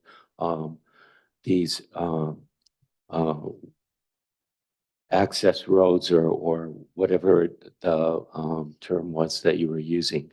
I think that that's the way to go. To say prioritize above all, we still have, how do we you know, be able to differentiate that when we're only receiving a request for a building permit or a zoning change when it's not that particular road. If something comes in, we can say, yes, this is a priority in our general plan. We're going to make every effort to push this forward as a priority. And we will work towards that priority as well. When we see things in the general plan that are identified as priorities, we put our efforts towards those particular requests. So I think it's good to make it a priority. It's the way it's worded, just make it so that based in the general plan, this is a main priority that we want to see happen. But again, I think the term above all else might be tough, you know, above all other land use issues, or because there are other things that come our way that don't reach to that level. When that comes our way, or when we're focusing on that effort, we will make it a priority. Who had their light on first? Okay. Vice Chair Nobrikar had her light on first. So in that paragraph 4, It also identifies example policies 32H and 32K. So what I'm kind of hearing from Director Darrow and the discussion we've had is perhaps 32H, which is on page 159, could read prioritize establishing, mapping, and maintaining alternative and emergency evacuation routes in each high-risk hazard area. And 32K could be edited to say prioritize development and or improvement of secondary access roads for those communities with only one means of ingress and egress. Would that get at what you're trying, what you're wanting to see, Yeah, Commissioner? or this is a high priority or something to where you're making that a definite high priority, you know. Which one are we looking at? I'm sorry, 32. 32H and 32K were mentioned in Okay. the previous discussion on this. And I was wondering if, that would meet the needs for Chair Al. in terms Yes, of- I would highly agree with prioritizing these. Again, I think just putting in that this is a priority, it makes it clear to us. Because we can only put so many priorities, right? So we that would want to get the make sure attention, we yeah. identify what is a high priority to Okay. the commission. Thank you. Commissioner DeFranco? Yeah, I'm just in support, Chair Al, because the idea here, and it is a priority, but it has to be anticipated. How long have we waited for an extra road in Waikoloa or tsunami roads from Ali'i Drive? They can't just come when you have a project in front of you that you're looking at. Like this, I think this is, so I agree with Commissioner Noborikawa too, that if we put it in those places and we prioritize it there, then maybe it can get looked at outside of, as its own, like this is its own thing that we've got to have these roads before we have to evacuate. Before we have the fire, before we have the tsunami, we have to have the evacuation routes in place. So I think that's maybe I'm just thinking this is also what Chair Al is why he worded it that way overall.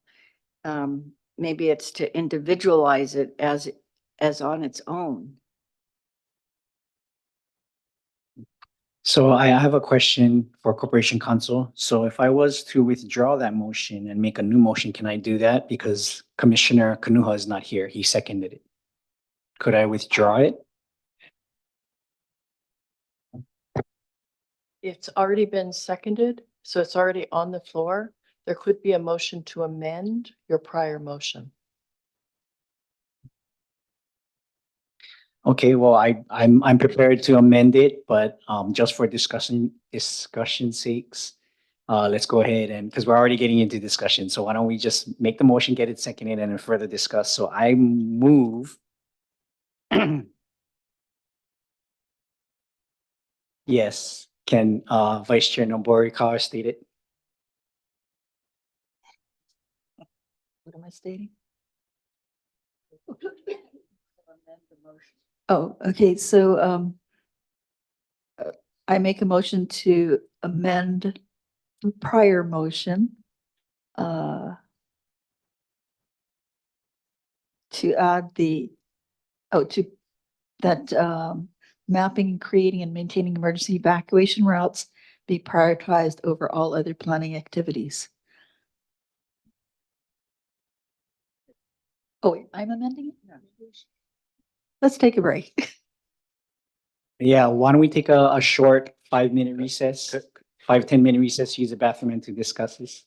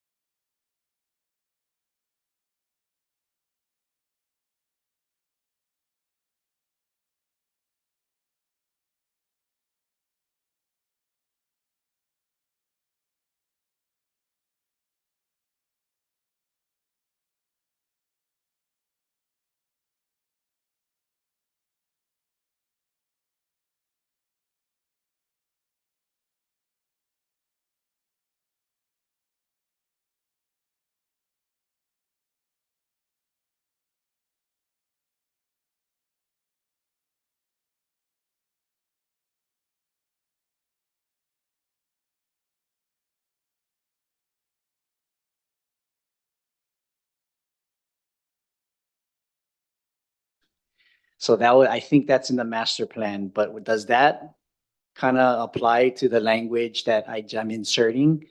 You know, so let's say there's a development and we don't know what's going to happen. We don't know, you know, the developer will propose a massive master plan. Would the planning department look at it if this language was adopted into the general plan? Would the planning department look at it and require this evacuation route or emergency access road, require the developer to put it in the master plan?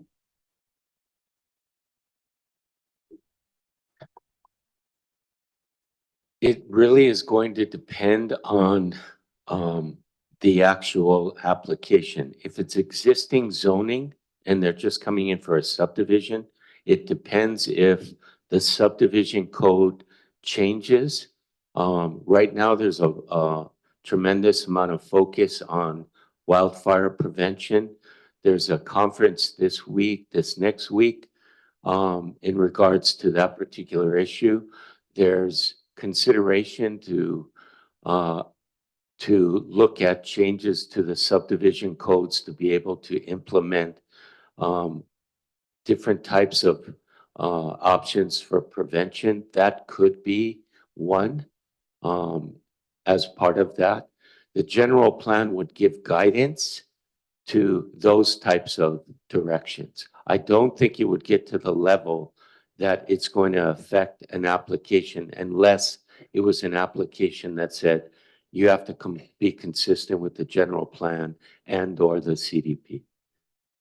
So if it was a zone change and then they were coming in, there could be a condition that says you have to do this to be able to do that. So there is a development down on the west side, down at the bottom of Waikoloa Road, Puako, right next to Hapuna. And I believe that there's just one way in and one way out. Is that correct? There is, but I believe there's an emergency access on the north side. I think it's gated. I believe that there is an option for an access on that side. That goes through Manalani, I think is where it comes out. Okay, whether that particular emergency access route was put in by the developer or if it was put in later, I think that's a great thing. And the language that we're putting in and the motion that I'm putting in will just encourage developers to put something in there.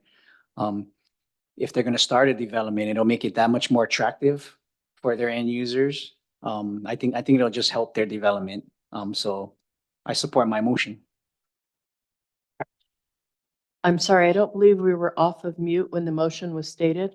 Could I ask you to restate for those who are listening via Zoom, your motion again? Chair, sorry, Christian.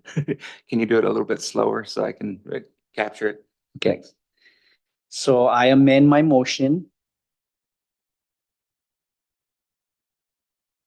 that I made on January 16th, 2025,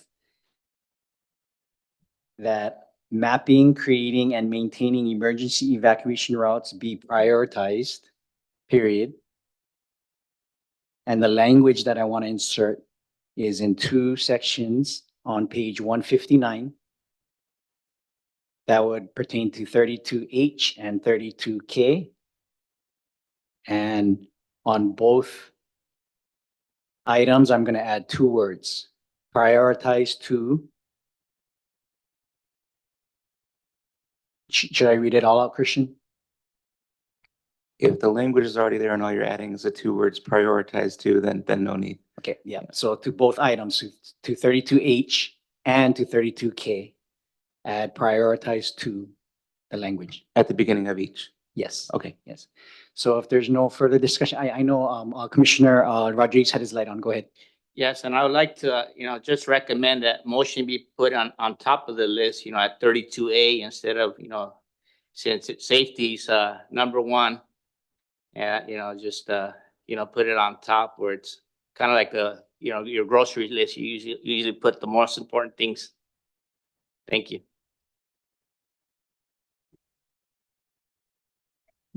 May I Okay, also ask yes. really quickly what the second of your motion was? Second of my motion was, Vice Chair Naboyka. Thank you.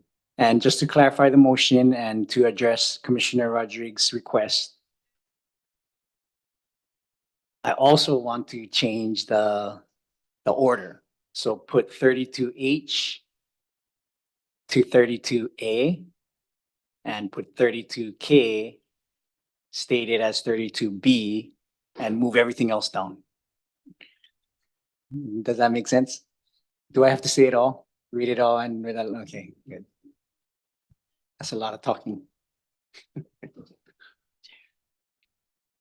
Okay, got it. Second.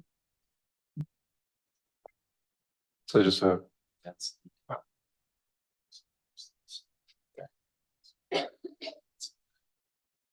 Chair, can I offer a friendly suggestion? Yes, go ahead, Ms. Morrison. Not to overcomplicate. But if you went one level up, right now you're in actions, which really just require the county to adopt a code or do something in their budget. If you put it into policy language, that's a little bit stronger in signaling to the county really the need to prioritize things. So in policy 32.20, which is on page 158, it mentions prioritize hazard mitigation projects in the CIP. And I just wanted to, again, emphasize that if you're really trying to elevate this prioritization need, it would be stronger as a policy versus an action.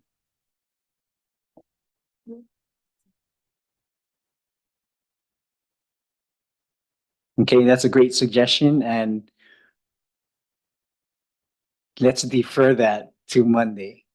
Are you okay with that, Vice Chair Nobukawa? Yes.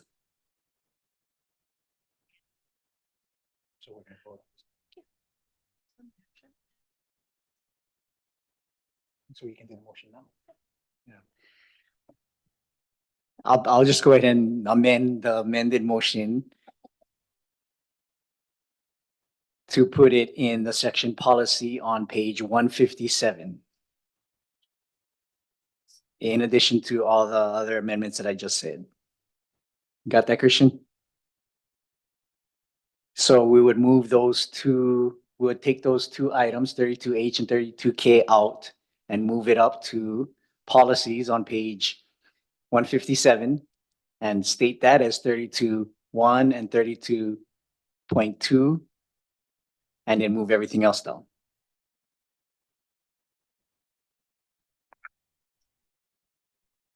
As staff recommended. Can I get my Second. second? Okay, any discussions? No? Okay, let's call for the question. point of Commissioner Dela Cruz. point of clarification. So what's happening now is, correct me if I'm wrong. So since we're moving the current motion, what was it, 32F, or was it, sorry? So on H. page 159, Yeah, 32H. So is that gonna be eliminated and basically replace and put in policy in 32.20? Are we replacing that, or we're just taking those words that you amended and replacing it to the 32.20? Or the whole thing will be removed from?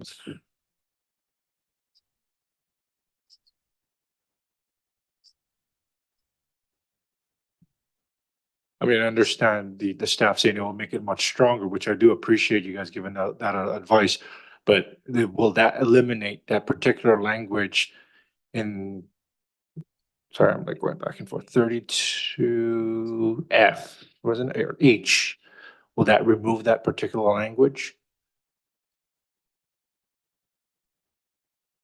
so we would, I'm gonna clarify it again. So we're moving everything, we're moving 32H and 32K.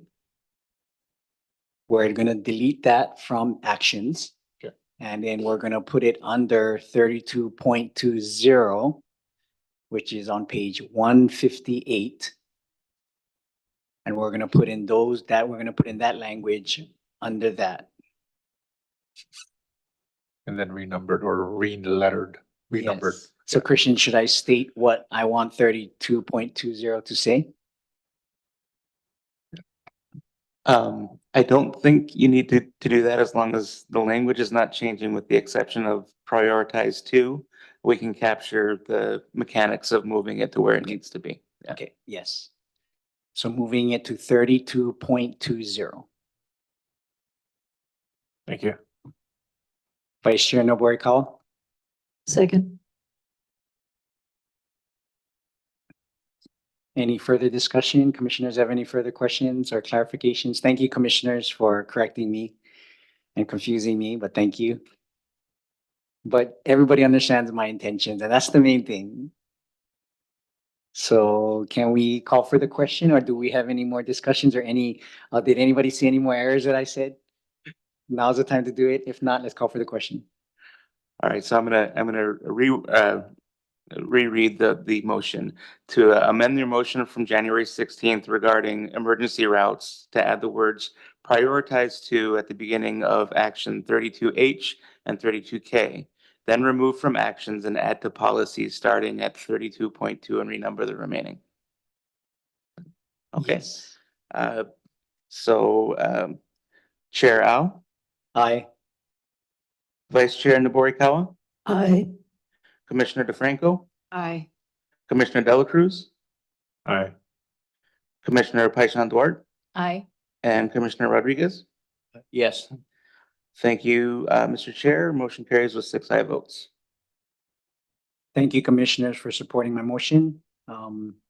Any other topics of discussion? Okay, Commissioner Paishan Duarte? Okay, yes, thank you, Chair O. I want to explain the intent of the motion that I'm going to put forward. So we heard many comments, many verbal testimonies offered to have this commission consider halting this process due for a number of reasons. So I wanna put forward a motion that will continue to prioritize community engagement, strong, robust community engagement. We do that already, but that's what I take. I am not in favor of halting this general plan process, me personally. However, I am hearing the comments made by the testifiers, and I want to offer a motion that will continue to strengthen language around community engagement and community input. So I'm going to try my best. So if we can refer to page 218.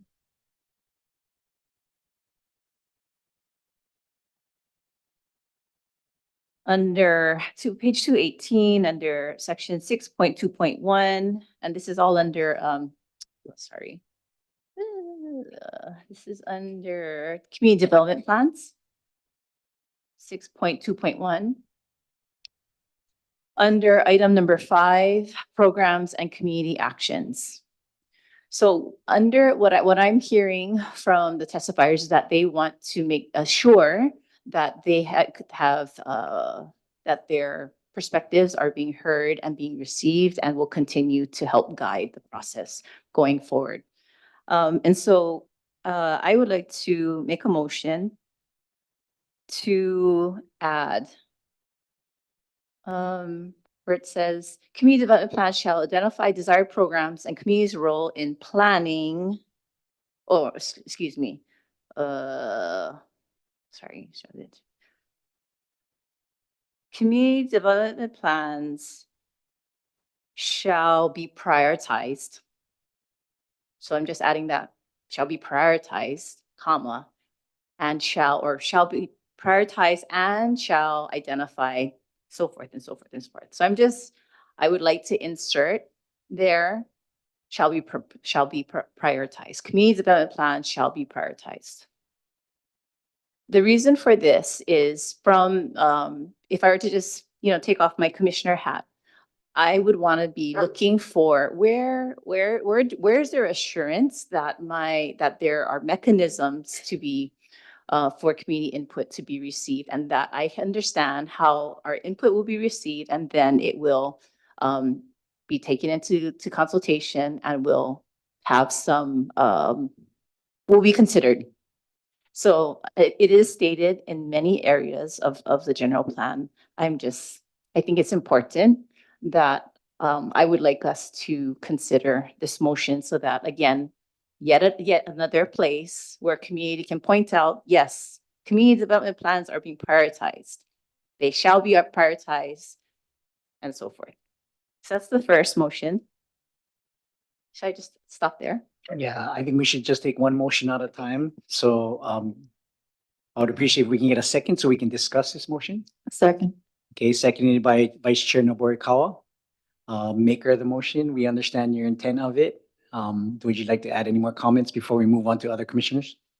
Yes, so maybe it would read such like this: community development plan shall be prioritized and shall identify desired programs and community's role in planning and implementing the programs.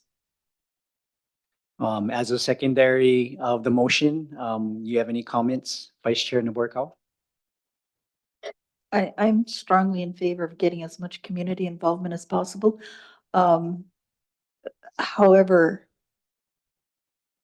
I have many long years of hitting my head against the wall, trying to get people to turn out to things, trying to get people to come to meetings and put their 2 cents worth in. I can't figure out a way to get them there. I mean, North Kohala, as I had mentioned in a previous meeting, has a robust way of getting in touch with people, but I think that's because we're smaller. We only have a couple of roads coming in and out, so people are kind of stuck there. It takes 45 minutes to get to any big place to do your shopping. So the little grocery stores, they all carry the Kohala Mountain News, which carries all the information about these meetings, about the CDP. We have a very active CDP group, which does not follow the county guidelines, but we're very active and get a lot of things done. I don't know how to take that model and bring it to other districts so that we get all these people who are sitting here saying, I didn't hear about it. I just heard about it yesterday, or that type of thing. But I like that we're putting it in here saying, we heard you, we heard what you said. We're saying this is the priority here. If people bother to read this after, it gets passed by council or not, that they will see that we are listening, we heard them, and we want them to know that this is what we're looking at doing, that this opportunity is available to them. Commissioner DeFranco? Having been on the Kona CDP for many, many years and having been on the Kona CDP for many years, and one of the things that it evolved to was outreach. So it is one of the priorities of the CDP now is doing more outreach than what was being done before. So even if it isn't Kahala, which is very organized and takes a lot of personal initiative, but the other CDPs also can do that. I know the Kona CDP can be quite active, and they reach out and do things like with neighborhood watches and other smaller community things. I think Ocean View also has an active CDP. And I think Pahoa does too, so I think that the mandates within the CDP would be, up to them. But I know in Kona, outreach became a big part of it. So it's a natural growth for them to want to reach out to get people involved in things. Chair, may I respond, please? Yes, go ahead. Thank you. Thank you, Chair. So thank you for those comments, both commissioners. I wonder, for conversation, I wonder if because I wonder if it's a function of not being resourced, like maybe we don't have enough resources. I'm not sure. I'm not sure exactly why why Kohala has such a strong engagement, strong engagement and other regions do not. I'm not sure as to why, but I wonder if resourcing might be a part of the equation. So would you think this might be help if I were to maybe possibly amend the motion, say shall be prioritized, comma, adequately resourced, colon, and shall identify desired programs. So continuing on with the sentence. So my question is, do you think if we were to put forth language around adequate resourcing, that would help with strengthening active community engagement? What is your definition of resourcing? What are you thinking about for resourcing? Well, I'm not sure. So for example, this Kohala, well, I don't know if it's a good example because you guys are kind of running it on your own, yeah. Like, I don't know if by providing like refreshment would help, right? Just a little bit of refreshment because working families need to bring their kids after sports, after school, and for them to be able to participate and hear their voice heard, they need to feed their families. So I just wonder if that would help. Having some refreshment would help, being able to offer those kinds of meeting supplies would help with numbers of participation. Okay, so I see numerous lights on, but I like to call on Director Darrow and maybe address that as far as resources. I believe that Commissioner Paishandor wants to amend her motion. It hasn't been seconded yet, but can you please respond to that first? The question regarding refreshments? Or meeting supplies, like, resources. Yeah, we would have to check on that. We actually have guidelines that limit us on what we can supply. So we'd have to check on that. I don't have that information with me at this time. I mean, and it changes constantly, every time they look at the budget, things change. But I understand what you're saying as well. The goal is to get more people here. Okay, so we're still on the original motion, and I'd like to hear from Commissioner Rodriguez first, and then we'll go to Commissioner DeFranco. Thank you. Yeah, I'm in favor of the plan. It's has good intentions. But like me, I have a coffee business, and I like to, build up my business and sell as much roasted coffee as I can because that's where the money's at. But with anything, you need to have an infrastructure, you need to take certain steps. But I think, here we need a commitment from the county that they're gonna, there should be some certain like agriculture committees and different committees that aren't there right now. And I think, for this plan to work, we need to have those, in place or start working on them. And that way we could, focus on some of the problems that the public has, mistrust, and that way it could, that committee could deal with this and this, because it's just, this committee, it's too much to deal with. We have to focus on it. Everybody has talents, we have to find those talents and focus on, and that's how this plan's going to work. If not, it's not going to work. Thank you. Commissioner DeFranco? Yeah, just a couple of thoughts, Javi, so many years ago, they had Jim Shannon there and they had the bamboo restaurant that he started, and they were visionary people that lived there. And they created a community with all of them, the Kapuna, the teachers, everybody came together. And they've done a lot in development there, in keeping in contact. And they've made a huge effort, even real estate, everybody, to get together and and it's a nice niche thing, right? But at the same time, all of that was happening through resource and development with Jane Testa. I think Harry Kim was the mayor then. They did this thing called the CEO project, which was community. I don't even remember what it stood for, but we were all trained um, as, as mediation people and as facilitators. And we were trained along with the police department, and we started all of the neighborhood watches all over the whole island to fight the ice epidemic. Billy Canoy was one of our heads at that time to do this.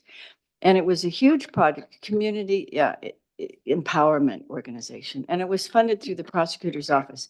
But that simple thing that the county did at that time to empower people, and we were given a stipend and to have food because refreshments were a big, that's how you got people there. You served just some food and they would come and we would do it after work. And then the Kumi Eye project started, and that was all done through resource and development with the county.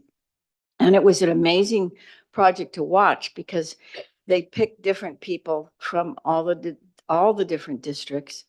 And we went to training. We all went to Hilo and got trained of how to facilitate a meeting, because you would go to meetings before and it would just be a free for all. That's good. You didn't have any focus.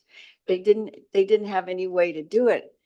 But now I would be great if they did something like that again, so that we went back into the community, identified the gifted leaders of your neighborhoods, and started to map them out again. And this gets the community involved with the county in a very different way. And I have to commend, back then what they did to do all this, and it worked.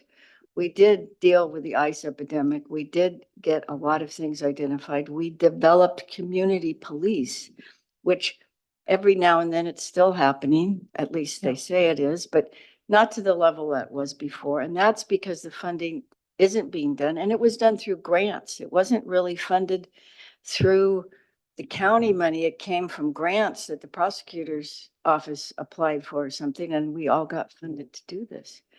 But we need people like that to be involved, that they make a big difference in bringing community, in getting people to connect with each other, of getting the word out to different people in a different way. I just wanted to share that. Thank you, Commissioner. May I comment, Chair?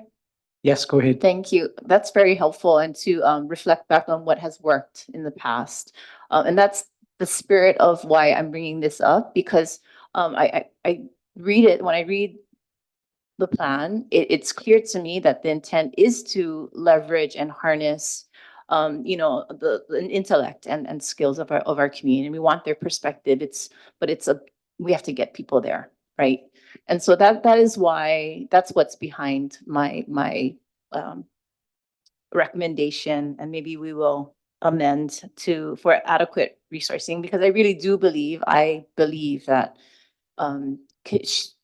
healthy community engagement, active community engagement is an important part of the solutions that we need to bring together and collectively. Just to clarify, if you've amended to add the adequately resourced, is there a second? Second. Okay. Vice Chair Noborikawa had her light on, and Commissioner Dela Cruz, if you want to speak after that. So I wanted to elaborate more on the resources part. Food is great. When I was in Washington, we always had food for our meetings and things that we did, our presentations to the community. We also had, because we had a large Spanish speaking population, we had some Russian speakers as well. We did have interpreters that did simultaneous interpretation. We also had childcare. That was another big thing we had. In terms of what's happening in Kohala now, since we're not officially part of the CDP process, we don't get any county funding. We bring our own food. And it depends on which group. Ag group, they bring their stuff from the farm. They always have a really huge bunch of food there. Culture and history group, we also have food because, it's a culture thing. Some of the others don't have food and things. But I think one of the big differences for North Kohala, as compared to other places around the county, is that, so when I applied for this position on the commission, put my application in, 2 days later, I was at the Kohala Night Market, and 3 people came up that had not known. I mean, they were not in that small handful of people that asked me to apply. And they said, I hear you're going to be on the commission. I mean, they're thinking I'm already on the commission, but they already knew 2 days after I applied. That's how fast word travels there. You walk down, I go to the grocery store. I always run into people I know. I go to the post office. I go to the ice cream place, the pizza place. I'm always running into people that I know because our population's so much smaller. The places where you can go for pizza, for ice cream, for groceries are more limited. Like here in Kona, there's, I don't know how many pizza places here, how many grocery stores. So you're not going to run into people as easily as you do in Kohala. So information about, because you run into people and they say, hey, did you hear about? And then you start talking, and then you talk to your friend, your neighbor, your cousin, that type of thing. So word travels a lot faster there. And you can also get people wound up faster there because word travels faster. And so you can get them to show up for things, to do things. Work parties are amazing there because you just, by word of mouth, the word goes out. We need help down at Mahukona. There's these big rocks in the access road. We need to move those big rocks. And people show up. People that even the guy who was organizing it had not known those people, but they heard it from their friend who heard it from their friend. They had a truck, they had time, they wanted to make sure that that access to the shoreline was open, so they showed up. So it's a little bit different up there, the way things work and how you get the word out to people up there. But food for the other places, I think that's a good draw to bring people in. But like you said, one other thing to kind of think about is childcare for people who don't have that freedom to just leave the kid at home, that type of thing, or drop them off at mom's house, that sort of thing. Thank you. Commissioner Dela Cruz, did you have a comment? Yeah, just more of a comment, and I guess just to echo what a lot of the commissioner mentioned. So I'm definitely in support of this motion. And I really think it is important to have the community's involvement. It makes us, it definitely helps us make the decisions out here that we make prior to going to the county council. Getting their input and, getting involved with the CDP, it's definitely important for us to, have them there. But anyway, they can be creative, whether for food or some sort of daycare service in order for them to be a part of this, decision making. It's important. It's not easy sitting in behind these chairs. Honestly, I'm just gonna be the first to say, or maybe I've said it before. It's a tough seat to be in. We all volunteer commissioners here, but I really think that it is important to have the community's involvement and in this plan. So I do support this motion.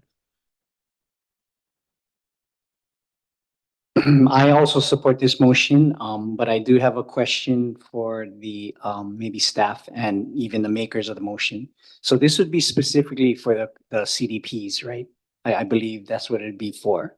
And the CDPs are all generally run by the county.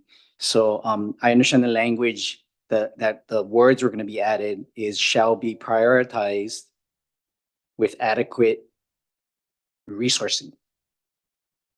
And I'm glad that Director Darrow did make that comment that they are restricted on fundings, and there's certain things that the county can and cannot do.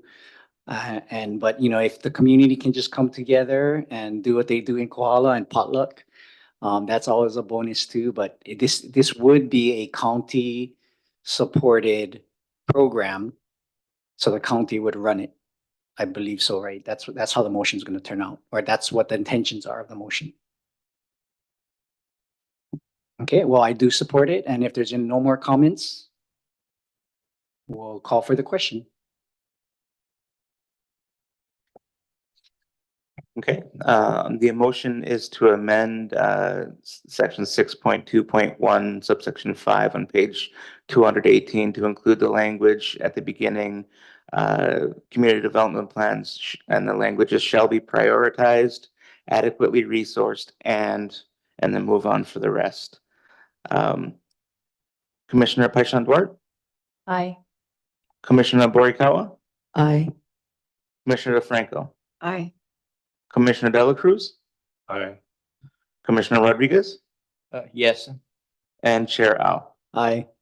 Thank you, Mr. Chair. Motion carries with 6 aye votes.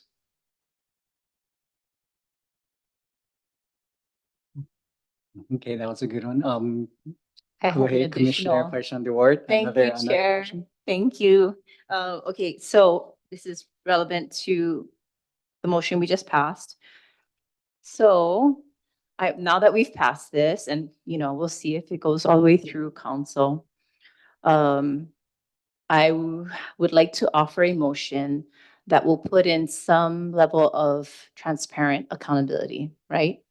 So we want to be able to continue to track our progress if we're going to put this in here. So I would like to offer Director Darrow.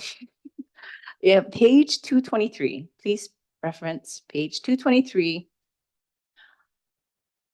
Under header 5-year implementation status report. Just give you a little bit to get there. So simple insert. I am suggesting, I'd like to put forward a motion that we would add after master plans, community development plans, and so forth. So it would read, this status report shall include the status of any urban development plans, functional plans, comma, special area plans, comma, master plans, comma, community development plans, comma, and related priority implementation plan actions, period. So I would like to propose to insert community development plans to that sentence as a measure of ongoing progress monitoring. I'll second. Okay, motion was made by Commissioner Parsanduart, seconded by Commissioner DeFranco. Comments? Maker of the motions first. I just had a question. How are you? Would you be in support of that, Director? Of course, it actually, and Bethany could correct me if I'm wrong. The intention was to include that in the language that's there, but obviously it's better to have specific reference to that. It was meant to cover all of the plans that are identified under where it says initiate CDP and functional plan updates. It was meant to include the CDPs as well. But again, it's better to be very clear on it. Thank you.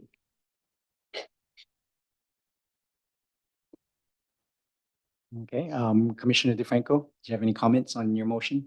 Well, I think it's good to include it, to be specific. Thank you.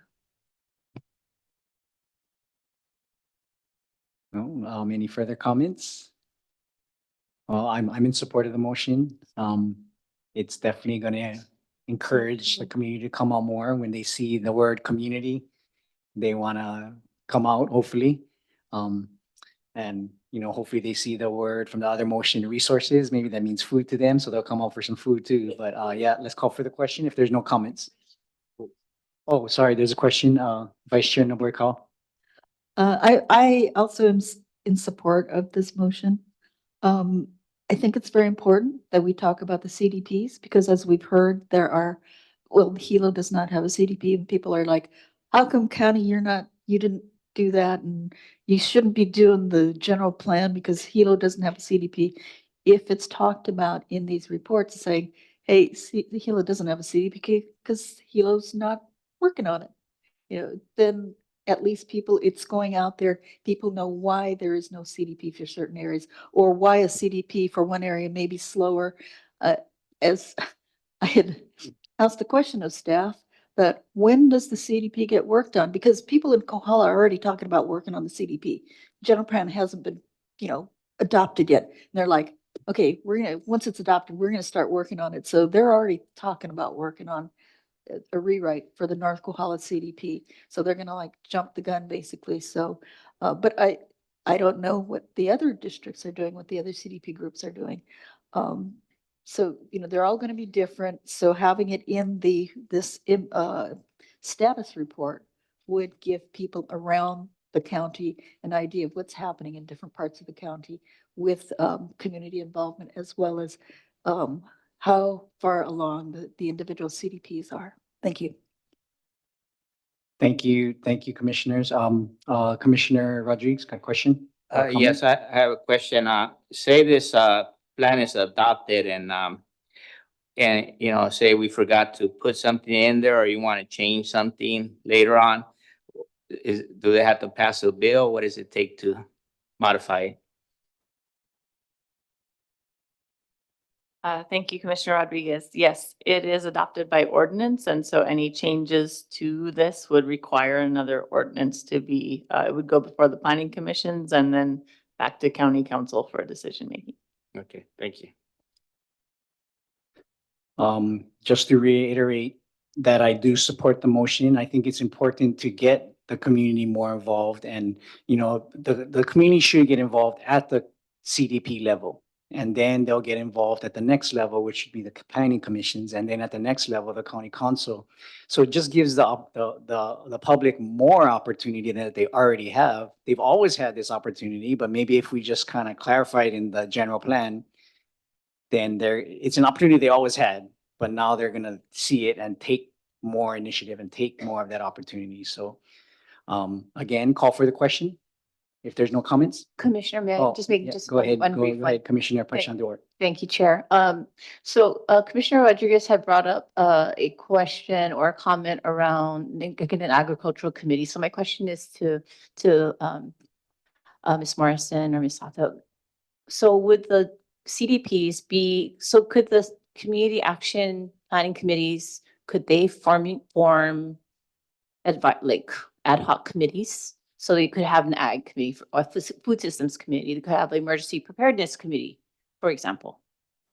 And would that be an appropriate way for community to organize around topics of interest? Question mark. I'm going to defer to Corporation Council to describe the committees that the action committees can form. But I think, specific to the needs of each community, they might have different, purposes or needs. So one, North Kohala, for example, was very strong on their public access. And so they had sort of that kind of committee happening. But that might be different for a different section. And just to clarify for the record, North Kohala does not have a community development group. They chose not to because they chose not to follow sunshine. They do have independent community groups that are meeting and providing input to planning, but they do not have a functioning CDP right now. And I'm happy to address every CDP has the freedom to create any groups they wish. They have incredibly diverse makeup based on the individuals within each community. Happy to discuss further, but they have the freedom to create groups, activities, and different focus areas based on whoever is participating in that individual community group. Commissioner DeFranco? I know that Kona CDP did open space very well. They worked a lot on focusing on open space. Commissioner Dela Cruz? Do we know how many CDP in each district is actually active right now? Or I'm always hearing North and South Kohala that has some sort of CDP. Do we have any known CDP in different districts? Ms. Morrison, can you just go down our active CDPs? Yep, we have action committees for Hamakua, South Kohala, Kona, which is both North and South Kona, Ka'u and Puna. So again, we don't have an action committee for South Hilo, and we don't have an active action committee in North Kohala. Does that answer your question, Commissioner Dela Cruz? Yeah, thank you. Okay, any further comments? If not, then we'll call for the question. Thank you, Chair. The motion is to add on page 223 to the 5-year implementation status report section, the words community development plans after master plans. Commissioner Paishon-Dort. Aye. Commissioner DeFranco. Aye. Commissioner Dela Cruz. Aye. Vice Chair Noborikawa. Aye. Commissioner Rodriguez. Yes. And Chair Al. Aye. The motion carries 6-0. Okay. Thank you, Commissioner Paishan Duarte, for your important input for the community. Like I said, our community is saying, the testifiers that we've had are saying that they didn't have the opportunity to give input. They've always had this opportunity, even with this language that was just recently added in. But hopefully the more community members will come out and take part in our CDPs. Can we go ahead and take a 5-minute break, and then we'll start off with Vice Chair Noborikawa. And time is 2:34. We'll come back at 2:40.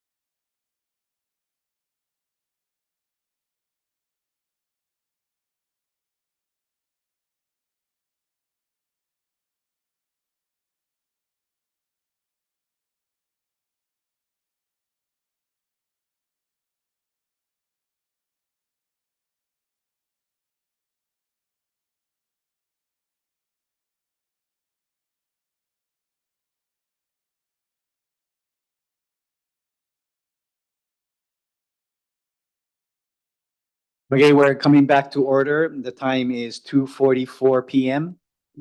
And I believe Vice Chair Noborikawa had her light on. Thank you, Chair. So I wanted to ask staff, how many cultural practitioners were involved in writing up portions of this? And I don't mean just commenting on the Conveo thing, but actually invited in the beginning or along the way to develop this part, especially the bioculture portion. The Cultural Resources Commission was presented to, and we got their feedback sort of throughout this process a few different times. Okay, so, but there are no other practitioners that were invited from different districts to talk about the different things going on in the different districts? Not that I can recall. Okay, thank you.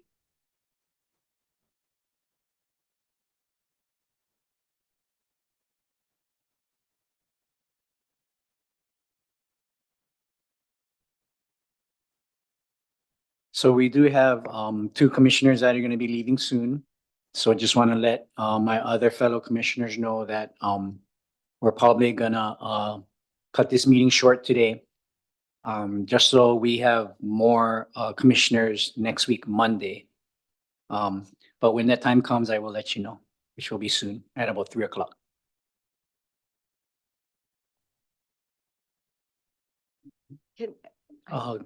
Commissioner DeFranco? So, Commissioner Noborikawa, the word cultural practitioner, that's a huge word that could mean a lot of different people, in a.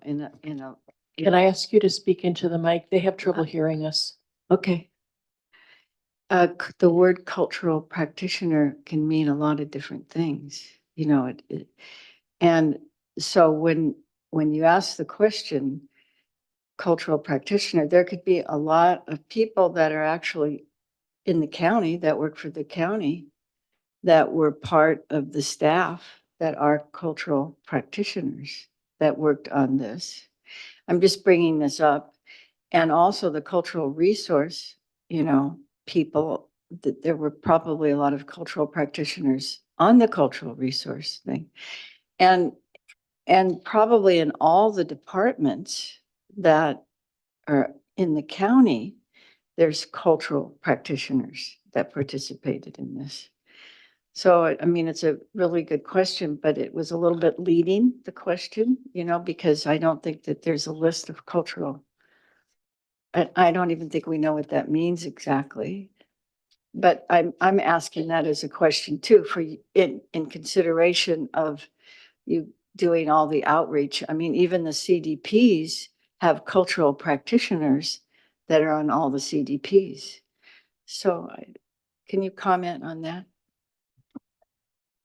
Thank you, Commissioner DeFranco.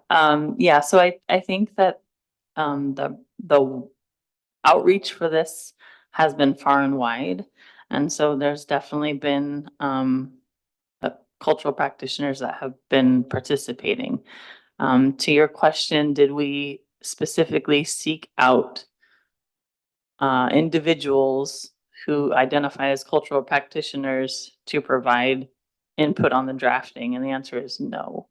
But in these other capacities, there's definitely been participation from folks who are cultural practitioners.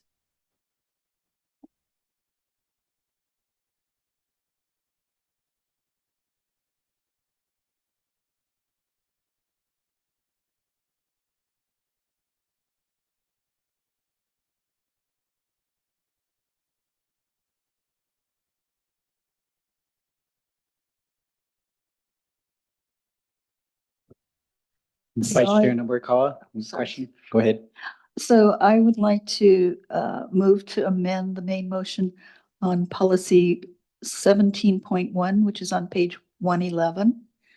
What I would like to do is after that main, after what is written on 17.1, add while also protecting sacred sites and burials.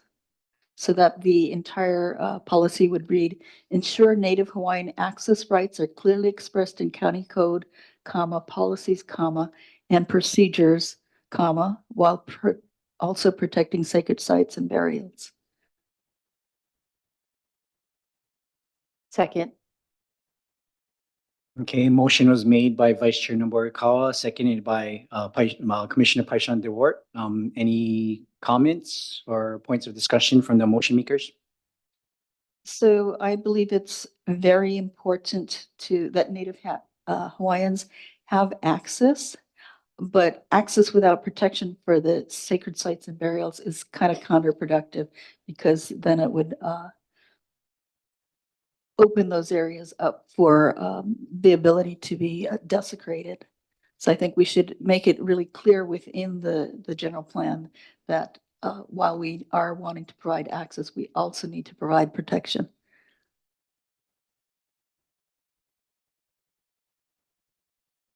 I'm in agreement with the reasons stated for your motion.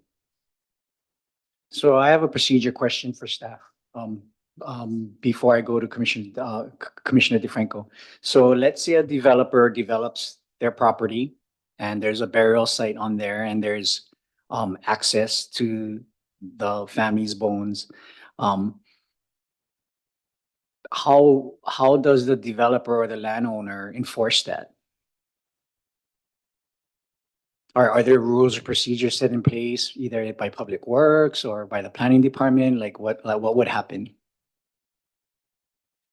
Thank you, Chair Ao. I just want to point out that on page 46 is where we speak to sort of the historical sites in relationship to the collaborative biocultural stewardship section. So it's not only existing in the transportation section talking about active living corridors, it's also in this section as well.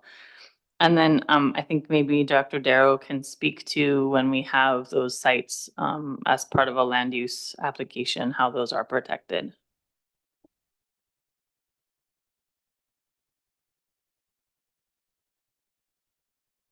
Thank you, Chair. So typically, and I'm speaking to land use applications, they will come in, we will send the application to State Historic Preservation Division. They have a whole new system now called HICRIS, which is a government to government agency relationship. We submit it as an agency to them as an agency through their portal. They have a period of time to review the application. Once they review it, they send us a comment letter, normally either requesting some sort of study be done, like an archaeological inventory study, or if they're aware of studies, they will reference those and put conditions.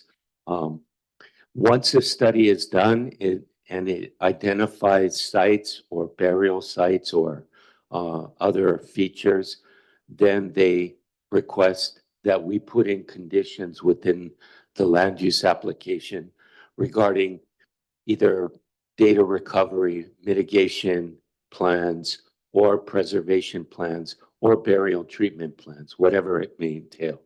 So normally, it's not every time that there's just because there's a burial on a property doesn't mean that it's open for public access. There are times that there are lineal descendants that they do have access rights to those particular sites, and that is part of the land use application, working that out for the access rights. There are other times that it's preservation, right? They want this site preserved and they put a buffer around it. Now, beyond that, let's say the applicant, regardless if they came in with a land use application or not, if they're doing work on a particular property and they come across a site, right? There's what they call inadvertent finds, and I'm sure people are familiar with that. They're supposed to stop what they're doing, contact State Historic Preservation Division, and sometimes planning, depending on the relationship of the application, and then be able to get direction from State Historic Preservation, whether or not to preserve or to possibly relocate. I haven't seen a lot of that happen because we're kind of out of the loop on that. We're more involved on the land use with conditions aspect. Hope that helps.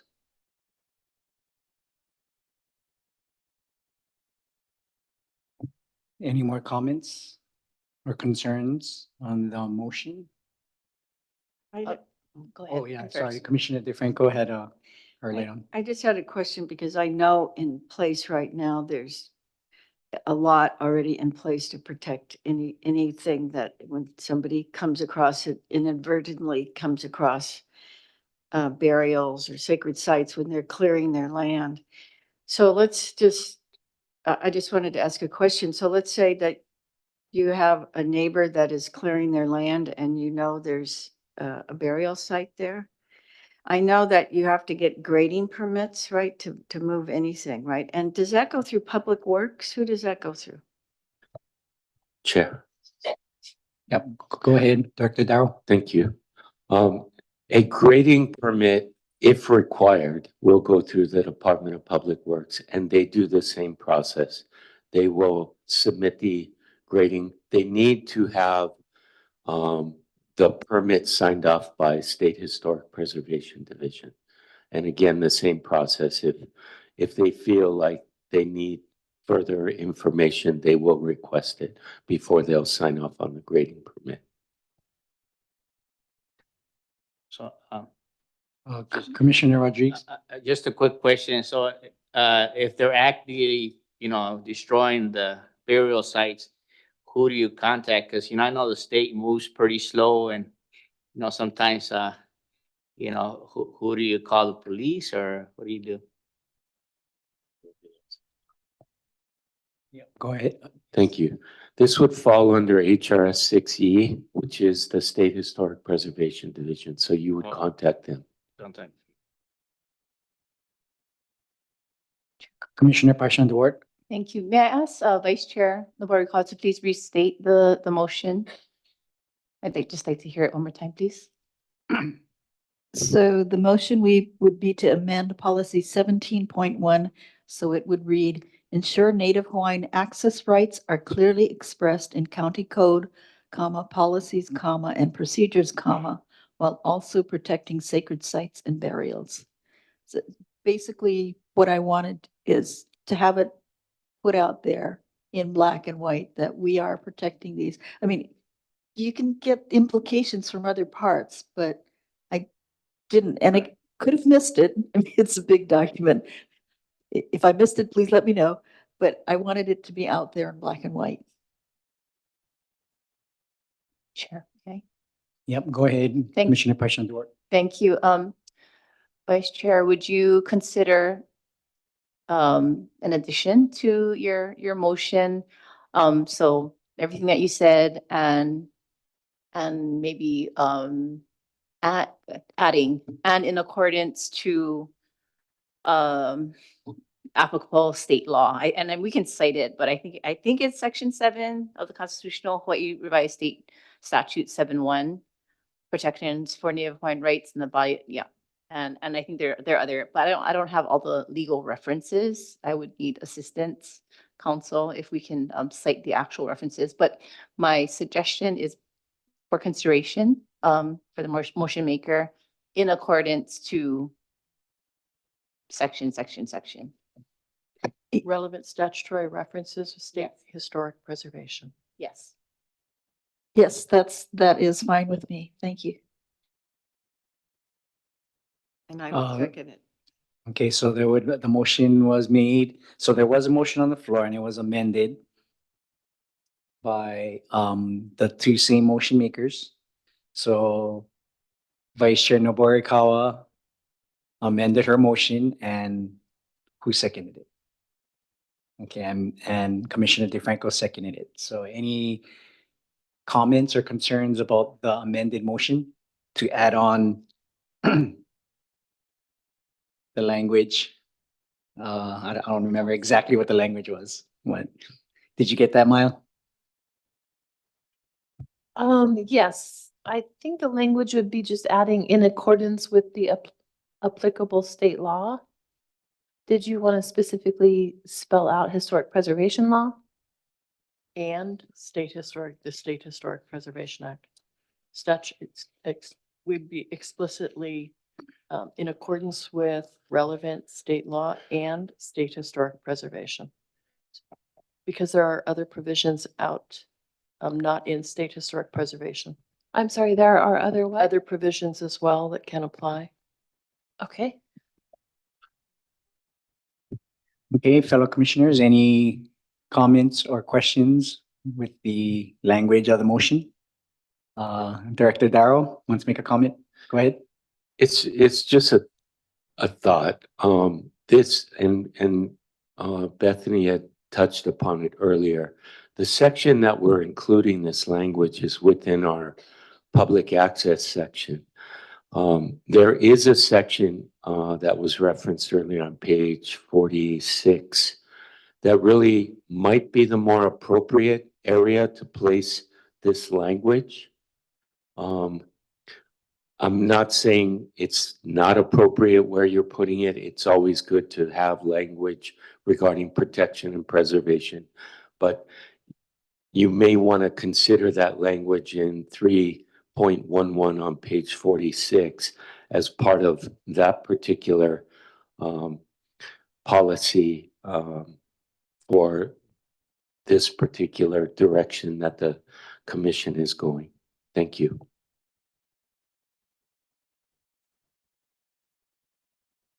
So Director Darrow, are you suggesting a G? that Either has that? G, or if you wanted to add it to C, or again, you could create a new G.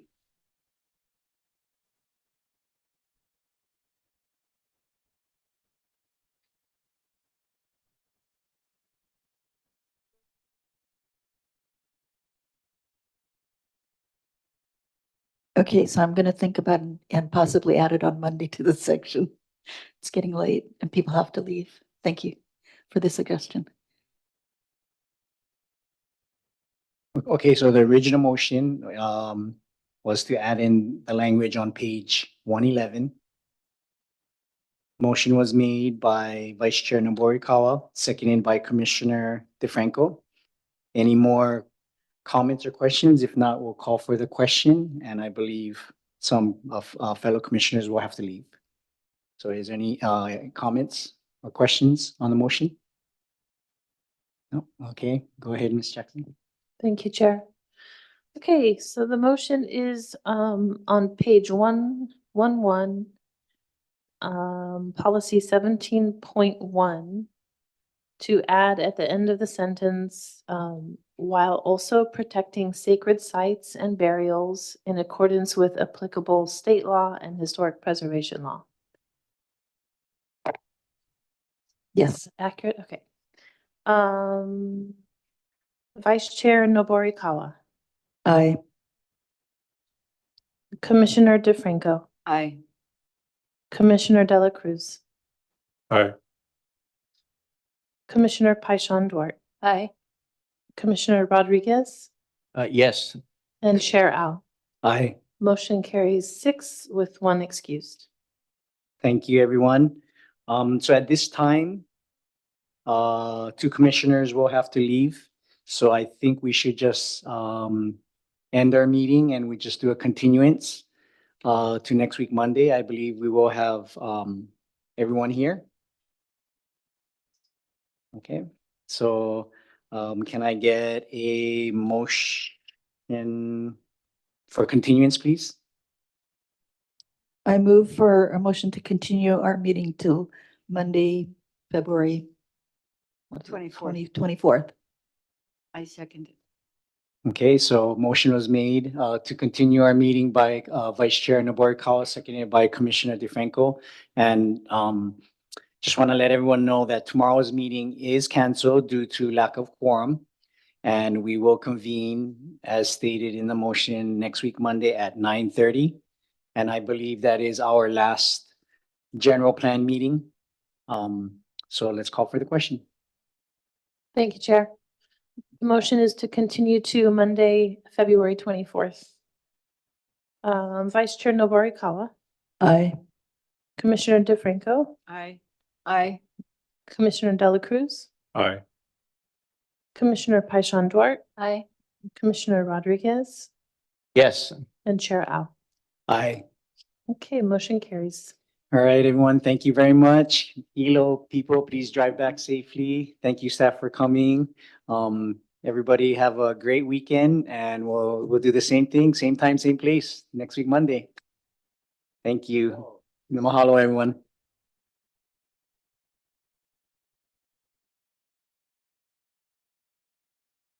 The closed caption transcript will be terminated shortly, and those who wish to save the transcript should do so now.